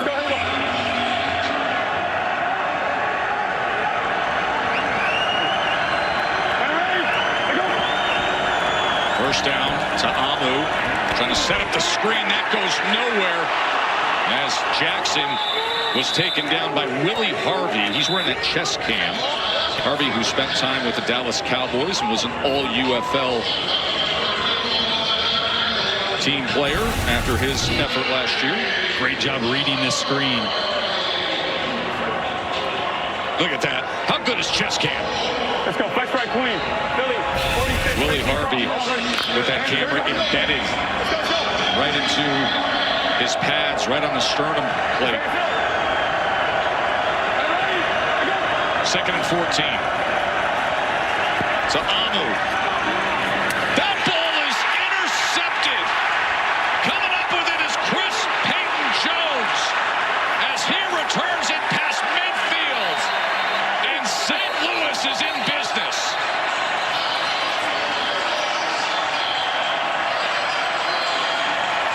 Boy, well, somebody ran a wrong route on the outside. There's some confusion because you got Chris Rowland running a corner route, running almost right into Cornell Powell. Watch at the top right of your screen. Rowland's going to run almost right into Powell. 2 guys in the same spot. Neither of them looking for the ball. They're looking at each other, and that ball sails right into the hands of Chris Payton-Jones, just sitting there. Seneca Wallace, coach, you get the turnover, positive momentum as he's trying to coach the quarterbacks right now. When you're trying to get the message across to the quarterback and things haven't gone as planned, what do you think is the best way of accomplishing that? You got to get him back on track. I mean, it's very hard against this DC team. They're making it very complicated for us on 1st and 2nd down. And so what we got to do is kind of simplify things, start with a good run like we just did on that last series or this first play. So hopefully we get something positive here for him. Thanks, man. Thank you. Sailors again trying to get to the outside, but the pursuit down the line is right there with them every step of the way with Deontay Anderson and Anthony Hines. Yes, DC defense, like Seneca Wallace just mentioned, has been mixing everything up on 1st down. They're stacking everybody at the line of scrimmage. They're rolling in and out of coverages. They're changing their fronts, which is really confusing the offensive line. I think just no push, no consistent push by the St. Louis offensive line, which is not what we're used to seeing. 3rd down and 7.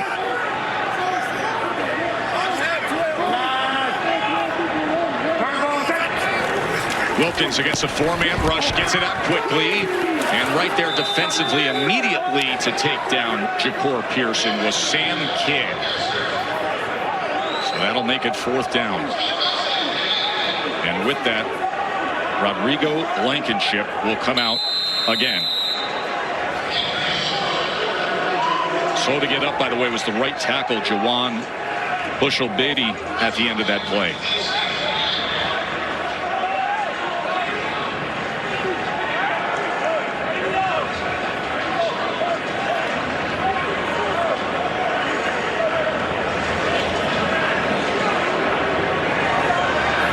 Been an interesting game to this point. St. Louis coming up with the turnover moments ago, and Blankenship tasked with trying to draw them within field goal margin again here. Yeah, not really what we expected to see. I've been really impressed with the DC defenders defense. Remember, Greg Williams stepped aside this week, so his son Blake Williams stepped into this play calling role for the first time this year, and he's done a great job of mixing things up and really confusing this St. Louis offensive line.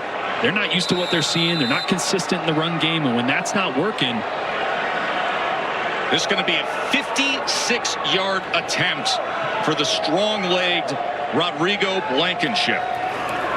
A fan favorite here in St. Louis as he drives it and puts it right through with ease. 56-yarder, and the Rod squad is loving it. Respect the specs, they say here at the Dome. The specs are on fire. That is the longest in the UFL this season. And longer than his career long he had with the Colts, which was 53. Here's what I love about him. No doubt. Does not change his form on a 56-yarder. does not go low and drives it, just elevates, gets the rotation, gets under the ball the way he normally would kick it, and puts it right through. And look at the Rod squad. Respect the specs. They're tailgating out there. Oh, yeah. Getting sight for their kicker. You know what I love? No need to tan the biceps. Just let the big dog eat. You know what I mean? Of course, after that great career with the Georgia Bulldogs, so many memorable moments. He was the Lou Groza Award winner, as the best kicker in college football. We showed you earlier the 55-yarder he had in that pivotal momentum-shifting point against Oklahoma in an all-time thriller overtime Rose Bowl. We talked about the pressure he was in the College Football National Championship game against Nick Saban's Alabama team when he hit a 51-yarder, and he's had game winners in the NFL. And, you know, listen, and we've discussed this before.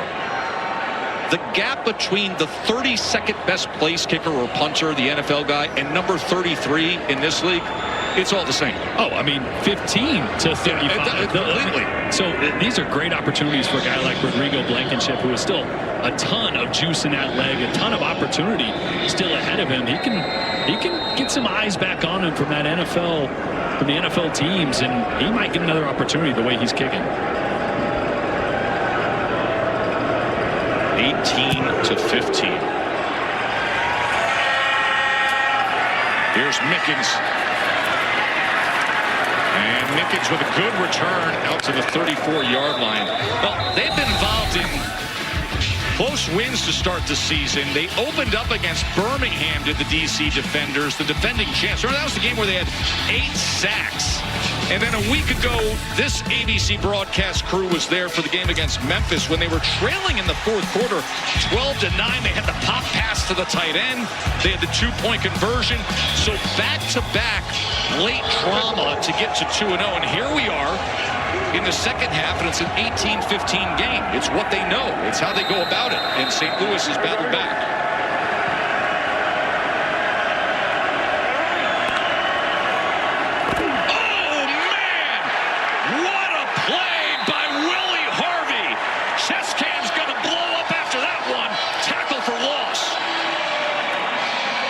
Yasir Durant, the left tackle, is tasked with coming all the way across and trying to block Willie Harvey, who came right through the B gap, and you're going to see a great angle of it of the chest cam. How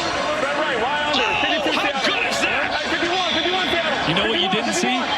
Anybody trying to block him, and that was the problem. Durant trying to come all the way across the line of scrimmage, couldn't get there in time. Folks, in our business, we call that eye candy, and you just got a whole dose of sugar with that chest cam. Abram Smith now weaving his way, keeping his balance and spinning ahead, and making up much of the yardage after the TFL. Boy, what a huge answer there. That's the second time in the last 2 drives that Abram Smith has made something happen by breaking a tackle, starting to really find his rhythm. 3rd down and 1. 14 yards by Smith. And he goes straight ahead and bulldozes. This is exactly what he's capable of, Jordan. Yeah, and great push up there from that DC offensive line. You go back to 2023, he led the XFL in rushing, all XFL that season. He was the best running back. Obviously tore his ACL in camp last year, missed the whole season. Just his 3rd game back, and he's looking closer and closer to that 2023 form. He also had a 218-yard rushing game here. To Amu, diving effort by Rowland, incomplete.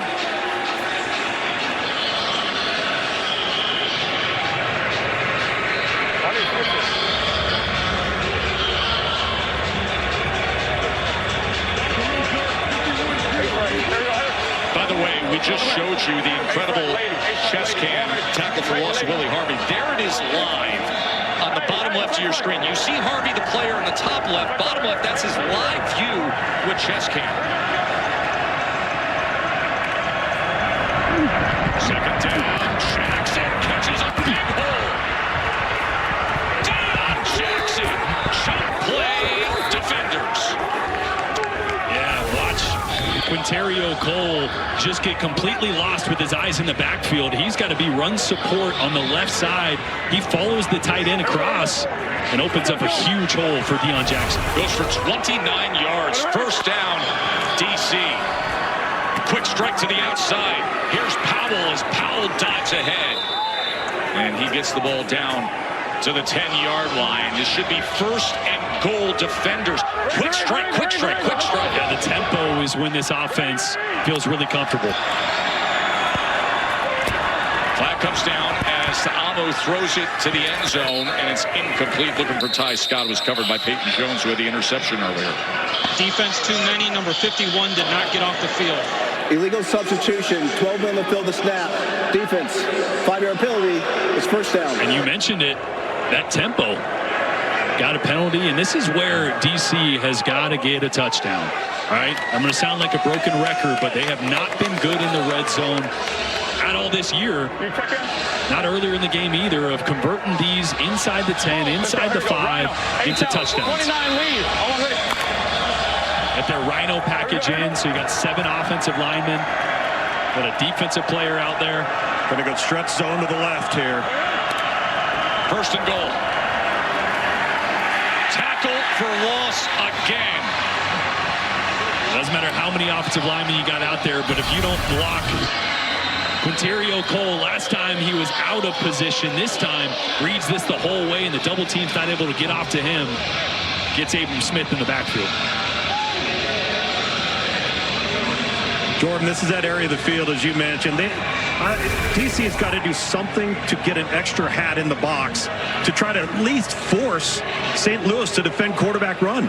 Yeah, and that's what, and when you hear people say extra hat, when the quarterback is running it, now you have an extra blocker, right? When the quarterback hands it off, he's not blocking, he's not a ball carrier. So QB run down here in the red zone is extremely effective. It's one thing that Fred Kai, as the offensive coordinator for DC, mentioned they want to do more of. We just haven't seen it yet tonight. There is Fred. Go 0-1. I go empty Troy right, 51 Tucson wide spot. Yep, that's it. And we would have been good probably with that with the last. Able to hear the play call for second and goal. Spot. Watch the tight end right here. Ta'amu with time to the back of the end zone. Incomplete. Off the hands of Ty Scott. Here we go. Come on. 0-1. 0-1. Tight end drew up that safety. You're going to see the tight end eat up that safety, open it up behind for Ty Scott. He just couldn't come down with it. 51 Tucson, wide spot. Empty Troy right. 51 Tucson, wide spot. So this is the exact same play. Tucson Y spot.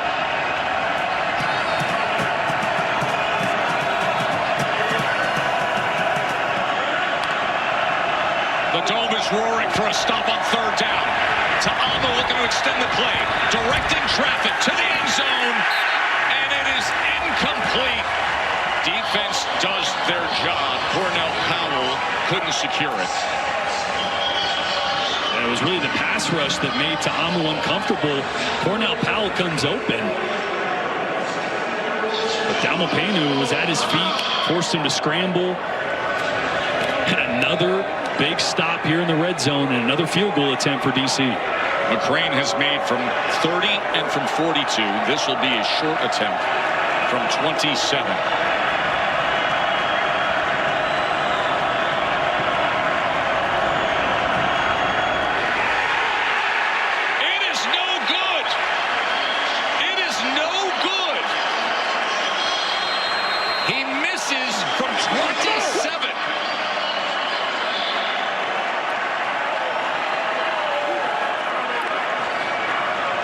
Beer or a dairy cow anywhere near Wisconsin. By the way, speaking of good Midwest eats, I am starving. When we get out of here, we are crushing a steak. Absolutely.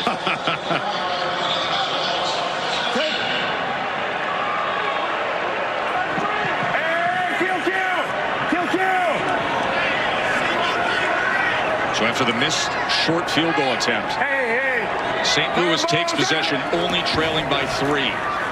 Howard cannot turn the corner. He's tackled by DeAndre Baker. Speaking of the NFL draft, former first rounder. Lutz. As Max Max Duggan here, former TCU quarterback. Now, you're getting the call in your helmet. So you're hearing it. You're going through it in your mind. Walk us through what's coming here. What just went into Manny Wilkins here in the huddle? Yeah, got the full play call, play action shot here. We're going to have a deep pylon and kind of a thumb route, what we call it, and then our flat. So we're going to see if we take a shot, and Manny's going to do a good job. What should his progression be? High to low here. Yep. Let's see that high to low progression on 2nd and 11. But the pressure got to him, so he had to check down to the tight end, and that's Chase Allen. Check downs get first downs, right, Max? Yep, Manny's doing a good job. He's seen it well right now. When we hear some of the stuff pre-snap, we hear turbo, we hear relax. What does some of that stuff mean for you guys? I apologize, I didn't hear anything. I heard the play call. Yeah, we're going to have a mesh with a deep cross and an in route, and then back is going to be out on a row route. 3rd and 5. Let's look for that mesh and that in cut. On 3rd and 5, Max Duggan, of course, who led TCU to the national championship game with Tom. Wilkins pressured again, but somehow is able to find Jake Sutherland.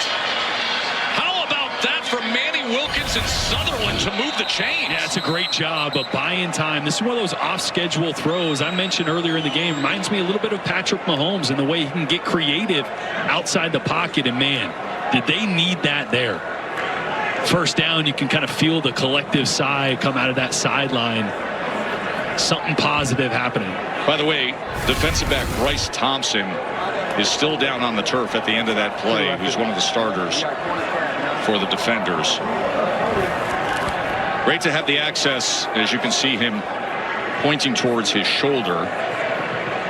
It's great to have the access with Tom Luginbill and Max Duggan, who most famous for leading TCU on that magical run in the 2022 season, the college football playoff national championship game against Georgia, the come from behind victories on the road all season long, and then beating the heavily favored Michigan Wolverines in the Fiesta Bowl 51-45 in a shocker. Luke's? Yeah, Max, when we're getting the call in the helmet, right, as a player, how much information do you want? Do you want a little nugget? Do you just want the play and a little alert? How would you prefer it? Yeah, I think it's, you're getting information the entire time, whether it's from coach, and coach does a great job of allowing us to play and think for ourselves, but also give us little nuggets to, see what we're seeing. All right, good. You got this next play call yet? Yeah, not yet. To south right. Short field with the back on the other side. They are a trap corner team. Okay. I don't have this. It was an 18 of some sort. I'm going to get toss crack here. Yeah, it was 18 toss crack. Yep, that's what I think we're getting is a little toss crack play here. There's the toss to Sailors, and he is taken down by DeAndre Baker. Well, you heard the crack on that play. Frank Darby coming down, so he's not going to block the guy outside him. He's going to come down. That means this guy is free. And right tackle Juwan Bushell-Beatty just not able to get out there and get a hand on DeAndre Baker, and he blows it up. By the way, that is now 9 TFLs to DC defenders. 9 tackles for loss. 2nd and 16. Wilkins. Incomplete. Frank Darby, the intended target. Crowd here at the Dome wanted a flag. Baker had good coverage. Joker. Really good coverage there. Little battle between a former first-round pick and a former 6th-round pick. Wilkins dials one up downfield to Frank Darby on a double move, delivers under pressure to answer back, and then Jordan Ta'amu continues the quarterback duel, converting in the red zone. But then it was the mistakes. Next time in the red zone, Ty Scott had the big play early, dropped it. They settled for a field goal. It goes wide left, and that's how we end up a field goal difference here with DC up 3. You see the matchup between Ta'amu and Wilkins, and keep in mind, DC has 9 tackles for loss against this St. Louis offense and 3 sacks. There have been moments of big plays. They could use one right now. start this fourth quarter. It's a 3rd and 16 as he's going to go underneath, and of course that would be well short of the line to make as he just gets it to the running back Sailors. It's been a frustrating night for Anthony Beck, this St. Louis Battlehawks team, especially on offense. See Phil McGagan there just trying to figure out what the answer is. They've been confused by this DC defense. Haven't been able to run the football, which is what unlocks this offense. And credit to Blake Williams taking over play calling duties for his dad. He's dialed it up tonight. Offringer on to punt away. As he umbrellas this to the 14-yard line where Mickens is on the return. Eric, Coach Williams, your first game as defensive coordinator. You guys have been attacking, aggressive, 9 tackles for loss. What has the mindset been all day? That's been the mindset exactly right there, right? We got to stop the run. We got to contain the quarterback, keep the ball in front of us. We got to let that one double move out, all right, and attack and play on their side of the line of scrimmage. What do you want to see from your boys the rest of the night? Finish, and it's time to score on defense. We've got some takeaways this year. We've got some sacks, forced fumbles, interceptions. It's time for us to score on defense to take the next step on being that dominant championship level defense. Thank you, Coach. Thank you. Blake Williams, his dad Greg, of course, longtime NFL defensive coordinator. Blake himself was a coordinator here in St. Louis.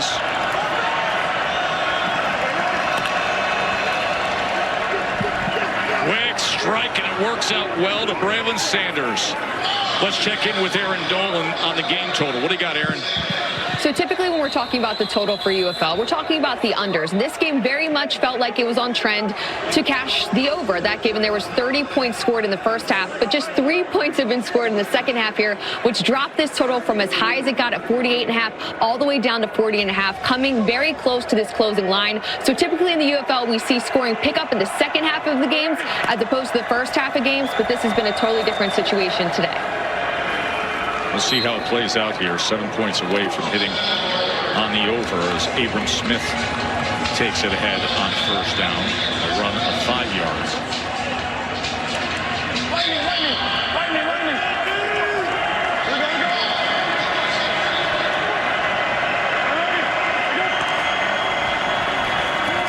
Smith again, and he hits the seam, and that will be good to move the chains.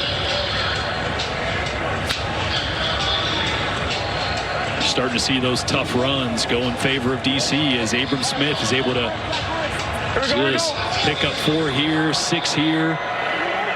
Allows DC to get in that tempo that they love. So Amu on first down. Pressure up the middle as he throws it away. Chris Rowland was the closest man to it. Hurry up. 2nd and 10. Spread left. They'll hold it right. Spread right. Spread right. Smoke 52 Cappy. Boca Smoke 52 22 Cappy. Boss. X glance. Yin. 22 Boss. X glance. Yeah. You got.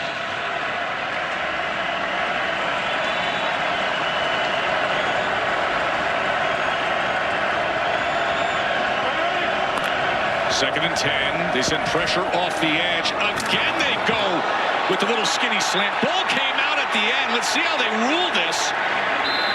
As it was Ty Scott who made the reception. Definitely caught it. It's whether or not he's down by contact or it's out. Let's just go out and let. I think that was quick. That was too quick. Incomplete. Too quick. The ruling on the field is an incomplete pass. It's 3rd down. Well, Dean Blandino's going to have a little work to do here. You see Ty Scott, you're going to see, looks like he's got control of the ball, and then the ground is what knocked that out. Obviously, you heard them sort through the traffic there, saying it seemed too quick, right? Too quick for him to have control. To me, I felt like a catch and down by contact there as his elbow hits the ground, and then it pops out. It was a really good read by Jordan Ta'amu. They called that 22 Boss with an X glance backside. Pressure came, and they hit the glance for a big gain. Let's bring in Dean Blandino from our replay command center. Dean? So what we're looking for after the receiver gets control in both feet, he has to perform an act common to the game, take an additional step, do something with it. He gets hit immediately. He goes to the ground. The ball came out. The officials ruled it incomplete on the field, and we're able to look at it. Not enough to change to a catch and down. Thank you, Dean. Incomplete pass. It'll be 3rd down and 10.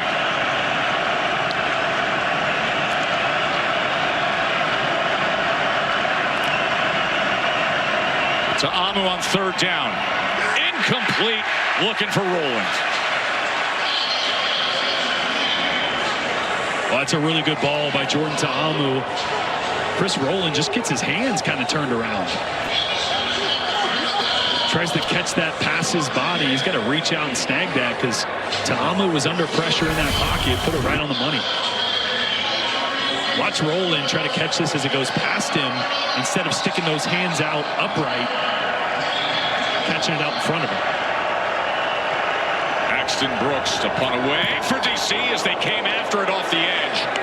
And it's a sidewinder that's going to settle in towards the 20-yard line. It was kicked ahead by the coverage unit, so they will bring that back. We got an interesting scenario here in the 4th quarter. The favored home team, St. Louis, trailing by 3, but with the ball.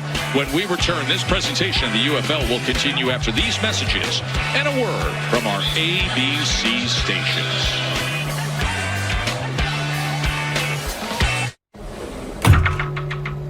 That's new.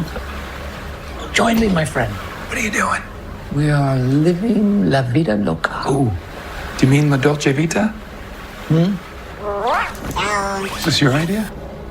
Enjoy the intense flavor of Lavazza Dolce Vita. Grazie. Is this Las Vegas?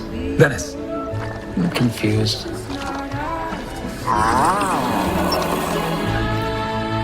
That is good.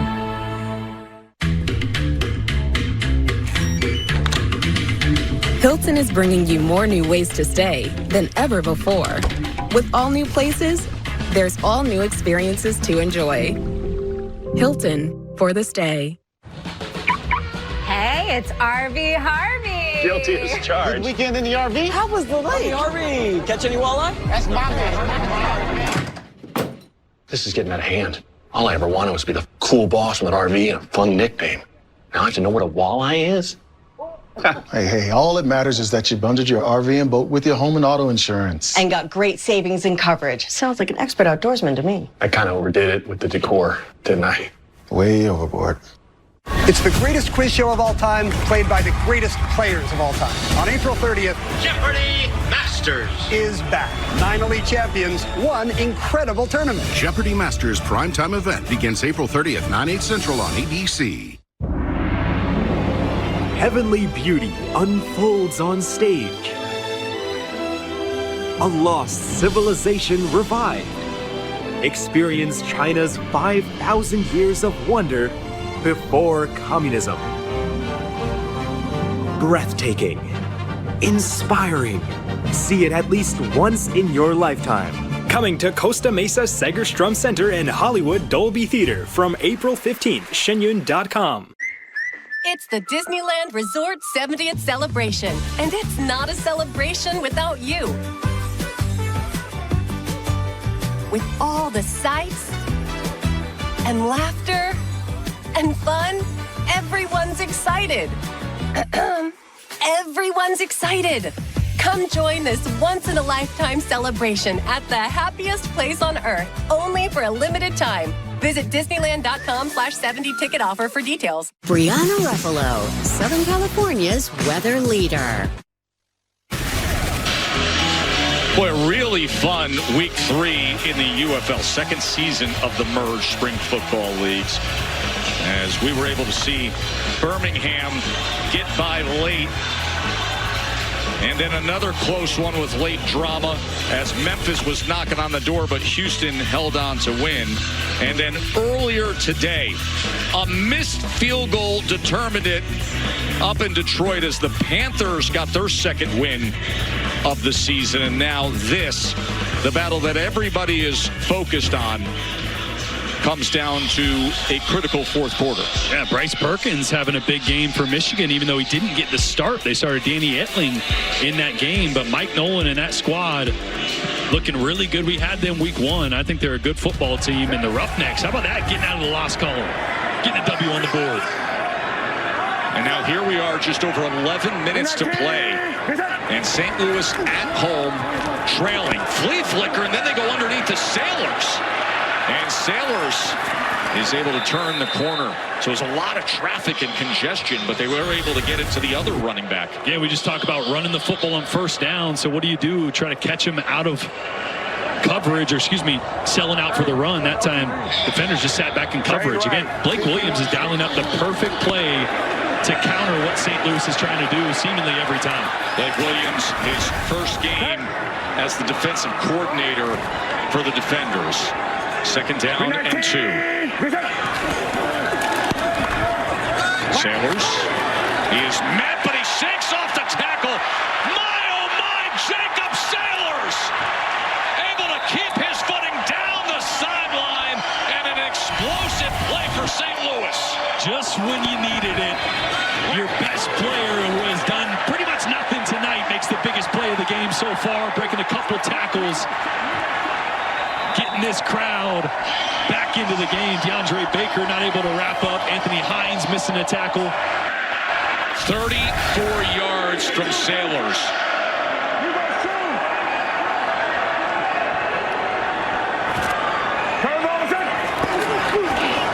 Howard straight ahead.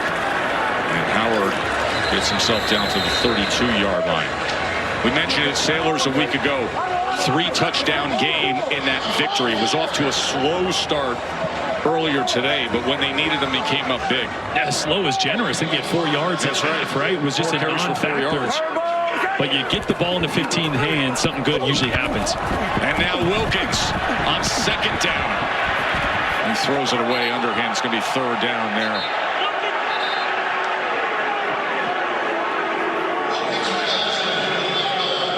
Anthony Beck, the head coach, was looking on. I think some of the crowd was looking for a late hit here. Anthony Hines was coming in and he gave that little shove to the shoulder. Yeah, a little shove, maybe a little acting job by Wilkins there. You can't hate it out on his quarterbacks trying to get every penalty and advantage we can get. Tennessee on 1. Gotta go. Go, Peavy, go.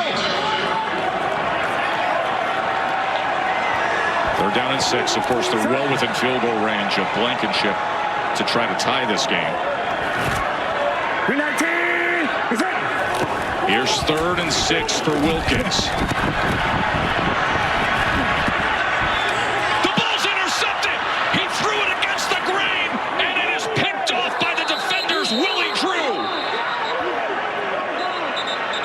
A flag is down at the 38-yard line. But Willie Drew and Blake Williams' defense just silenced this roaring crowd in the second half at the Dome. Wow, and I think Manny Wilkins leaves a clean pocket.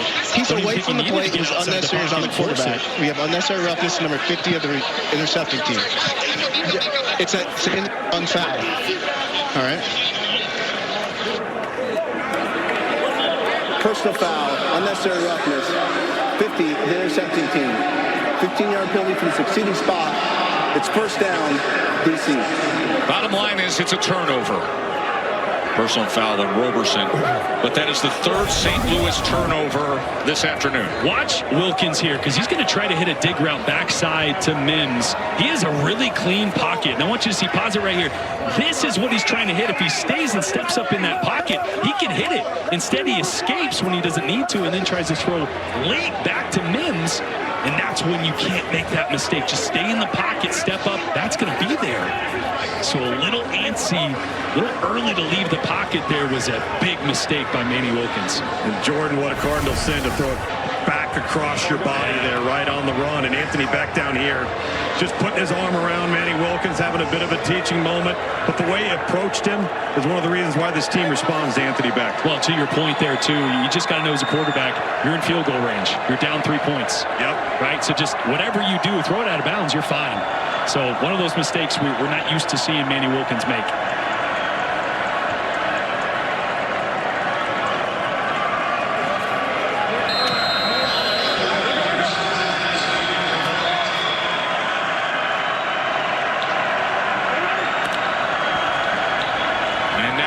DC takes over. And, of course, they're going to be quick to go to the run with Deion Jackson. As we're under 8.5 minutes to play. Fatukasi with the tackle. A 3-point lead. Two teams that came in with so much momentum, and they've gone back and forth in a tightly contested game here in St. Louis.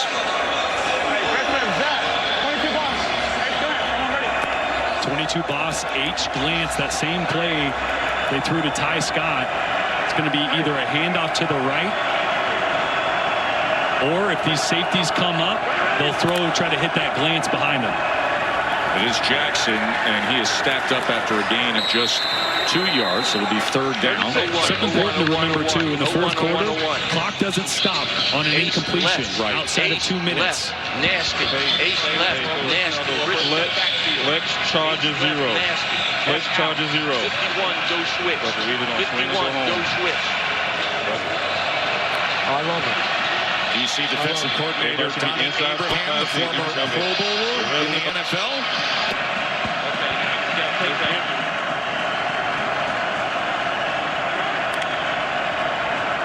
So Amu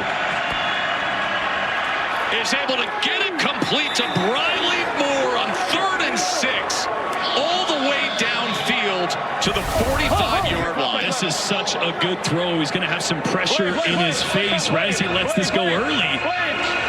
Puts enough air on it. And Moore was able to turn around and make a play on that one. That's a big-time throw by Tamu. 22-yard reception. Fresh set of downs for DC to continue to work that clock. Try to hold on to this 3-point lead. What would be a huge Week 3 win.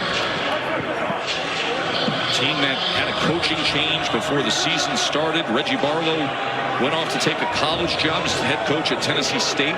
Shannon Harris, who was on the staff, stepped up as the quarterback coach. He messaged things so well right from the start of that transition. It's been paying off. And now Tamu with a shot downfield, and it's incomplete.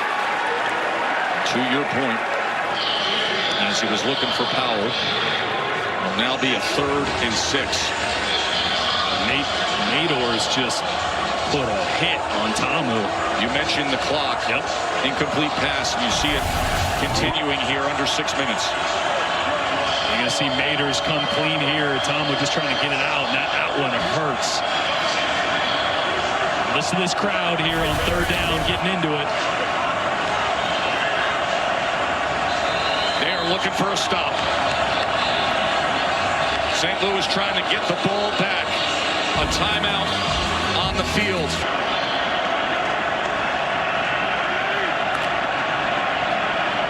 St. Louis showing pressure. Let's see if they keep it on. So Amu on 3rd and 6. Look at the time he has. And he gets it complete to Mickens.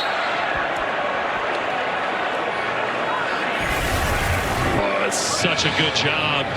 To Amu buying some time, stepping up in the pocket, coming back to Mickens, who looks like he made a clean catch there. Wow, big play. Back to the ground with Smith. This is coming up on 5 minutes to play.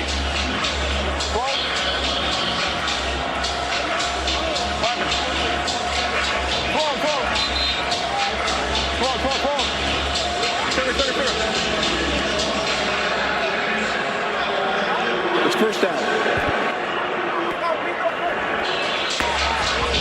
Shannon Harris. Twins right, 29. Alert. Anthony Beck, anxious on the other sideline. Twins right, 29. Alert, 23. Duo. Skin.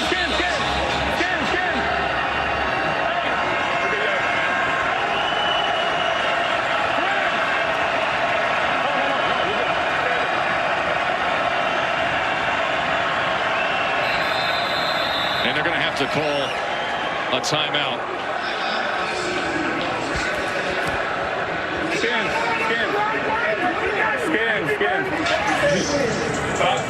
Hey, you can stay. Hey, but you're good. Hey, you can stay with it. Communicate from the line. Hey, Hey, it's a block. Hey, with the arm blocking. Hey, 12. Hey, twins. 29, alert 23 duo. Twins. 29, alert 23 duo. 29. Hey, twins. 29, alert 23 duo. Yes, I will. 29, alert 23 duo. So this is a run-to-run check. So you have an outside run to the left or more of an inside zone duo play, more up the gut. Tamu's going to come up to the line of scrimmage, see what front, see the numbers, make an adjustment if he needs to. There should be a run to the left either way, though.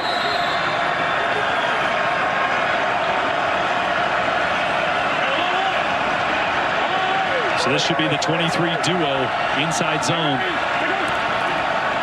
Smith on first down as he is met right at the line of scrimmage. Travis Feeney and Tamu Pena. I mean, Feeney has been all over the place. He has. I feel really smart now that I picked him as an impact player because he's had a heck of a game for the St. Louis defense. The 32-year-old former 6th-round pick.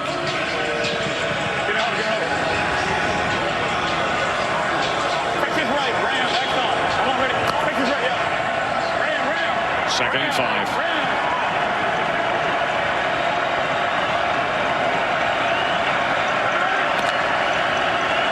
To Amu on second down. He's going to the end zone.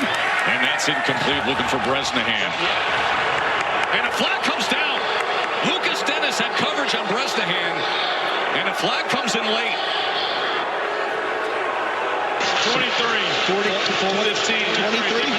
Number 23, pass interference.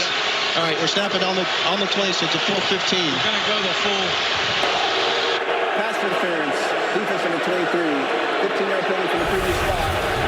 Well, this is Lucas Dennis working on Ben Bresnahan. I just don't see it there. We may bring in our rules official, Dean Blandino, here to get his thoughts on that. And remember, St. Louis used their challenge earlier in the game, so they can't challenge that. DC's up at the line of scrimmage here on first and goal after the call.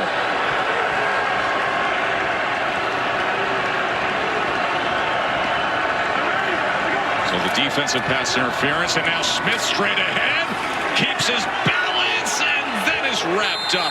All right, Dean, what are your thoughts on the DPI call? Well, it's an interesting play. You have a couple of officials looking at that, and the deep wing official didn't throw the flag. It was the back judge in the middle of the field that had a good look of the grab on the inside arm. That's what they called. The receiver was trying to get that both hands up to make the play, and it was that inside arm that was being held. The back judge had a good look at it, and that's why the flag was thrown. And that is why we are in the position here of a second and goal for DC. Smith going to test the left side, and again, good pursuit from the Battlehawks front. Again, you just saw the red zone numbers. They've struggled here all year. This has been the difference. Time and time again, they get down here and get 3 points instead of 6. Jordan, it feels like you want to run your QB here. I've said it all broadcast. Yes.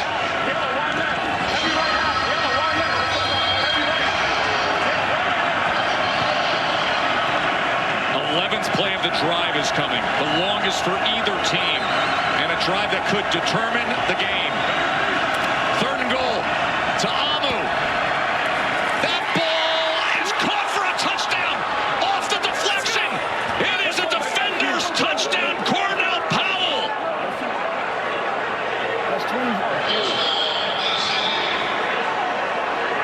Wow.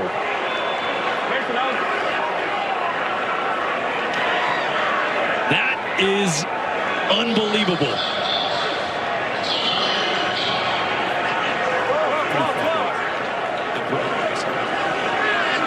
Kind of reflective of the day that they've had today, isn't it? It is.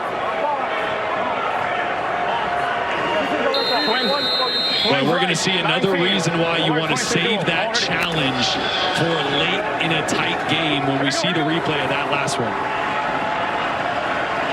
It's a 9-point margin right now, so this is actually a really big conversion attempt by Tamu, and he's tracked down. That was Callahan O'Reilly able to stop the conversion, but we got to go back and see this incredible touchdown for DC. Yeah, trying to hit the tight end over the middle, and it could have honestly been a little bit of pass interference on Cole coming across before he tips it. And it goes right into the hands of Cornell Powell. But what could have been a pass defended by Quinterio Cole ends up a miracle touchdown by Cornell Powell. And it's 24-15.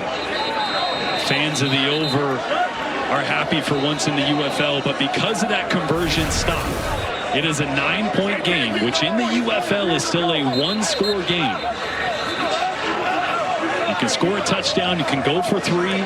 Obviously, in the UFL, we also have, instead of an onside kick, a 4th and 12 from your own 28. So there is a lot of ways that this game is still far from being over if St. Louis can figure some things out on offense. Yeah, that's the beauty of looking at a scoreboard in the UFL and saying, ooh, there's still compelling football to watch. 4th and 12 for an onside kick. A 9-point possessions because you can have a 3-point conversion. I jumped ahead of myself a little bit. I thought it was 38.5. The number's 39. Could get real close here at the end.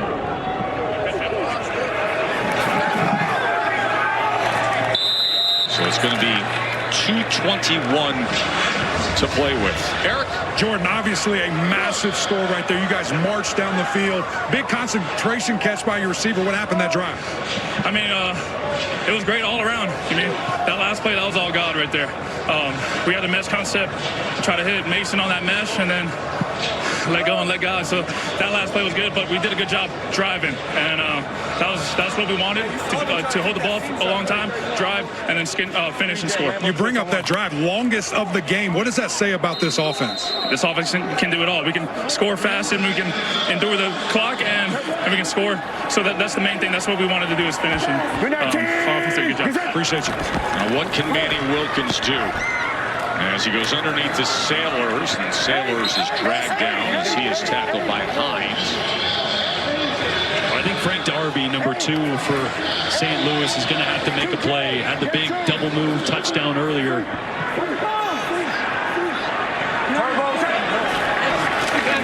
Wilkins able to get a play in before the 2-minute warning. As he looks to check down and does so again to Jacob Sailors. And we've reached the 2-minute warning. And St. Louis, the undefeated favorites, in a hole here. This presentation of the UFL will continue after these messages and a word from our ABC stations.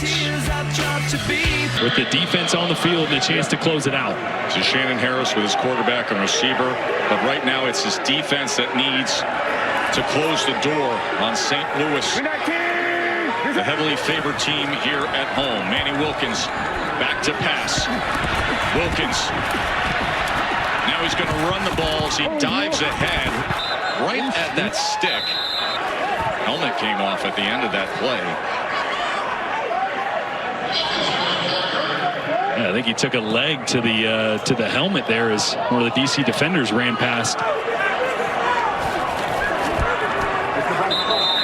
3 timeouts remain for St. Louis. It's 4th and inches. Now they're going to say it's first down. Game the first down. Please reset the game clock to 1 minute and 46 seconds. 1 minute the first down. Interesting, DC had Anthony Hines spying Manny Wilkins on that play, and Wilkins was still able to out-leverage him.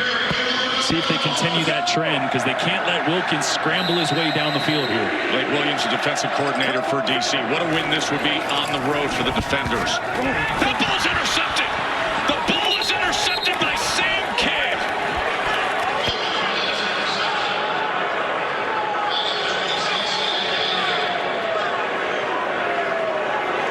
Sam Kidd comes up huge.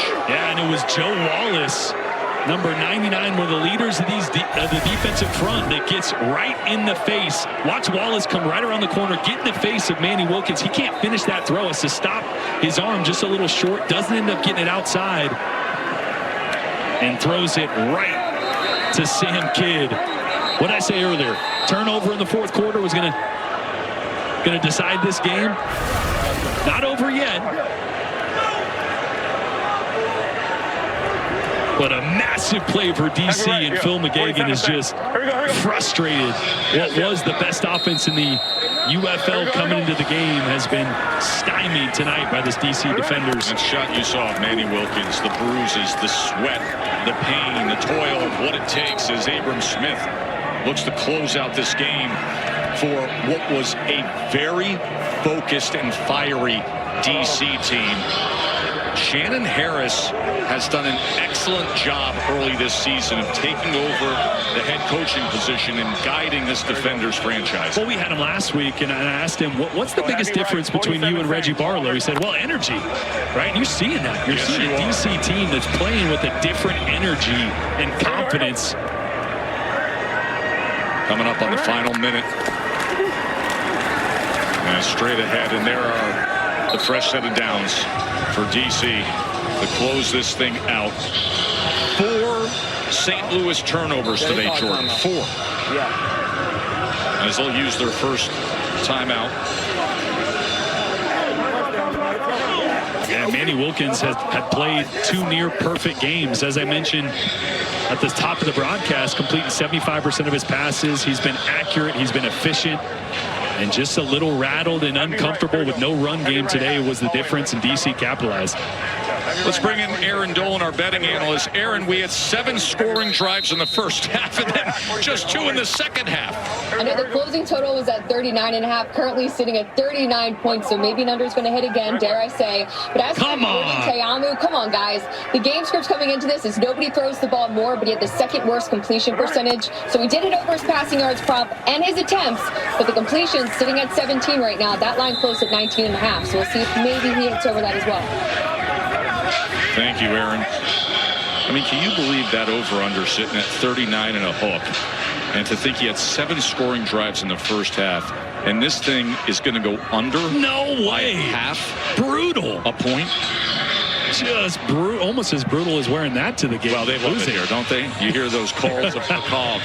I know, it's so great. many would say arguably the best fans in the UFL. DC Defenders fans and the Beer Stick are pretty good too, but this atmosphere here in St. Louis where Danny Garcia, the UFL owner, announced at halftime that St. Louis will be hosting the UFL championship game this year. We will have that broadcast right here on ABC in primetime on June 14th. And this DC team is putting themselves in position to have a heck of a season, working their way to 3-0 if they come away with this, as is expected here in these closing seconds. But that 11-play, 82-yard drive in the fourth quarter, the defensive pass interference that maybe it could go either way, and then the tipped ball, the ball that looked like it was going to be defended, that ends up in the hands of Cornell Powell for a touchdown. Yeah, looking back on that pass interference, I do actually think it was the right call. You know, as soon as Dean explained it about holding that left arm, you kind of saw that in the replay. But again, a play that goes, like you mentioned, either way. But really the story was this DC defense, the turnovers, the sacks, the TFLs. They played inspired without their defense coordinator, Greg Williams. His son, Blake, did a heck of a job tonight. Holding St. Louis to only 168 yards of total offense. As Jackson will carry the ball, DC has a lot to be proud of to start this season. And just about a 7-second or so differential between the play clock and the game clock here.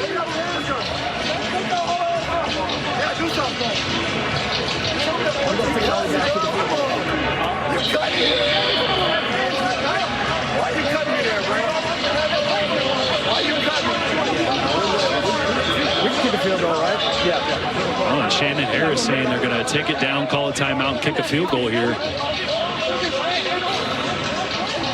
And they have that one timeout remaining. And they will use it. They will use that last timeout with 8 seconds remaining as it was 4th down.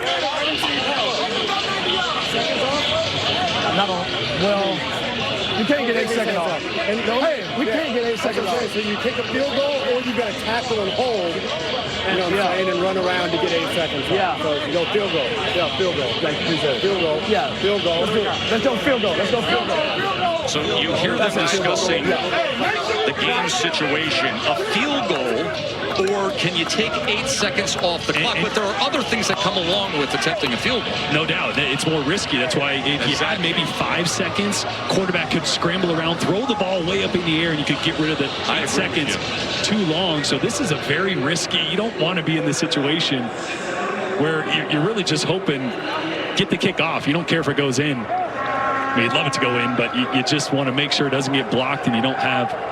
And remember the over-under. And we just had that discussion with Aaron Dolan. So you're telling me Aaron Dolan is saying, can you believe this? We had all the scoring in the first half. We're going to get an under here. They're just going to run out the clock. But instead, the over-bettors have a chance with Matt McCrane. And it does. It goes over the total with a 50-yard field goal. Oh, love it. Love to see an over in the UFL. Little backdoor over there. Clean operation, and now a game will just have 3 seconds.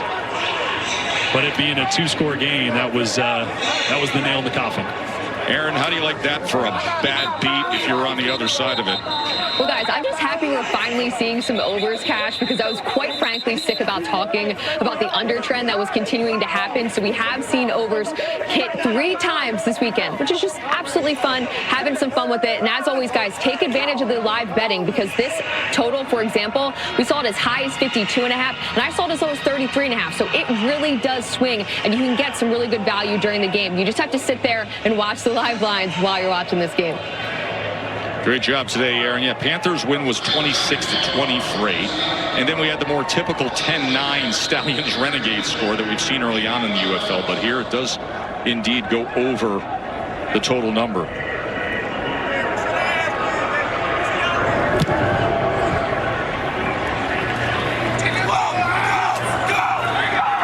And here is Jennings on the return to take off the final seconds of this game.